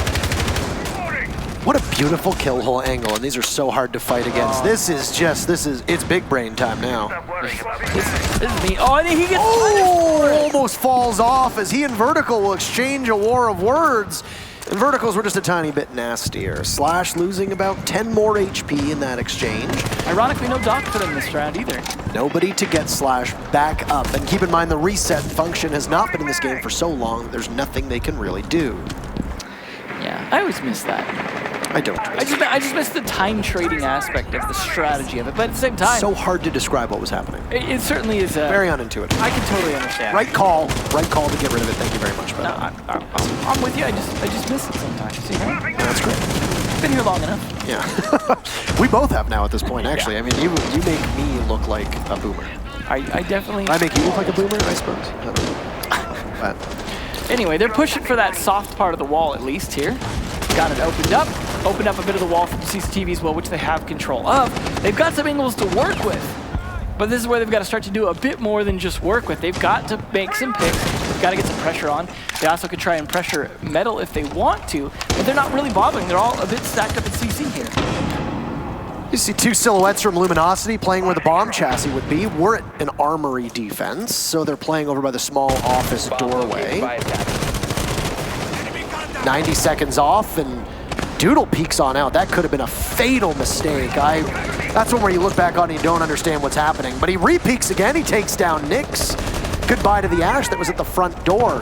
Reciprocity will now have 1 less prong that's looking in towards the sights. Still got quite a bit of dedication from Rec up top, looking to lock this one out. Opening pick yet again for Luminosity. They've been so good at it every single round except for one. That has not changed just yet. Still match point for Rec. Well, in the meantime, downstairs, they're trying to make their impact known. The Doodle did try and make a peek outside the B window. It got punished for it by Retro, who's sitting there with the diffuser ready to potentially plant B. But Doodle is there to deny it, and this is where they get stalled out. They need to do something with some vertical control to give him an opening. Vertical himself is actually going with it. Meantime, Fox needs to find a kill there. Factor just sitting in that sandwich waiting to play as Retro gets smoked out of his defuse attempt. Factor's gonna have to drop and head on in, but he gets choked out by his own teammates. Smoke and Retro's there waiting. They'll trade blows with Rec trailing. Down goes Retro. Fox A will need to win this for his team. Will he be able to do it? No! He drops the Mozzie, but there's somebody there from Luminosity to help the team, and they just simply had too much of a numbers advantage. Another round for LG. If they can build momentum, they can propel their team to overtime. Once again, just like we saw from LG in Map 2, Rec is going to sit on match point, series point, all the way to OT. It's definitely still looking good for Reciprocity, but much slower. The opening pick thing isn't really working out in their favor somehow this time, but LG's been consistent with it. They are still doing a great job getting there to the kill. The difference is, on defense, they have the advantage on time to be able to do something with that because they don't have to try and snowball that the same way. They just have to let Reciprocity continue to feed them. However, they go to the third bomb site now, Customs, something that we saw Reciprocity able to defend, but at the same time, this is a tougher bomb site. This is where Luminosity are in serious tension. It's their worst bomb site in theory, and they're on match point still against them. Absolutely a challenging position to be in, but as we said, this is where experience comes in. And I mean, when I said that LG wasn't that stalwart team with tons of experience, well, they're making me look a little foolish saying that youthful exuberance is proving to be a valuable and proper substitute for experience here. The downside for Luminosity is that they will need to continue this cycle. After Customs, they can go back to Armory and Workshop once apiece. But Customs is going to be the significant challenge here. Yeah, it's not easy. You have to do the split defense. We know that makes it harder because, well, you've got to split your defense up. You've got to hope that you win your gunfights and your trades well enough to have man advantage so that you're not down to 1v3s and things like that upstairs. These kind of peak holes definitely help with that. But we saw Slash get punished last time he tried to use these. However, Rexon played in the same role, Vigil. And as a Vigil, you won't be able to drone him out. He's done a number of punch holes, so you're going to have to take a guess. This is smart use of that utility. And that second floor is going to be oh so important, as it is on every single take that you see on Border. The second floor is the most important part of this map, time and time again. Fox A springs on, and then the bandit of what appears to be Slash will evade the gaze of Fox A for the time being. Open up that wall, and you might actually be able to get the bandit here. Oh, what a play from Fox! Oh, good night to Slash. That's a tough one for the bandit. And that's the first opening kill for Reciprocity since round number 2. It comes at a perfect time on a site that is much harder to defend than Armory upstairs and Workshop on the main floor. Well, we'll see if the opening pick working out for Reciprocity actually means something. We were talking about how it almost always goes to Luminosity. Now with the other way around, this could really snowball against them. We'll see though, Rexon just dodging that drone in terms of his cloaking ability there, but it will be chasing him. So you never know if it'll catch him. Fox doing a great job with that buck. Does not quite catch that kill, but you know, that kill on a Slash absolutely justified him. He unfortunately is not winning a lot of his follow-up gunfights. Nyx is ready to grab somebody from LG should Doodle present himself. Continuously getting the marks. Nyx just needs to be patient about it and trust the rest of his teammates to make the calls. He sees the smoke. Diffuser going down from Retros. Toss out some denial. Oh no!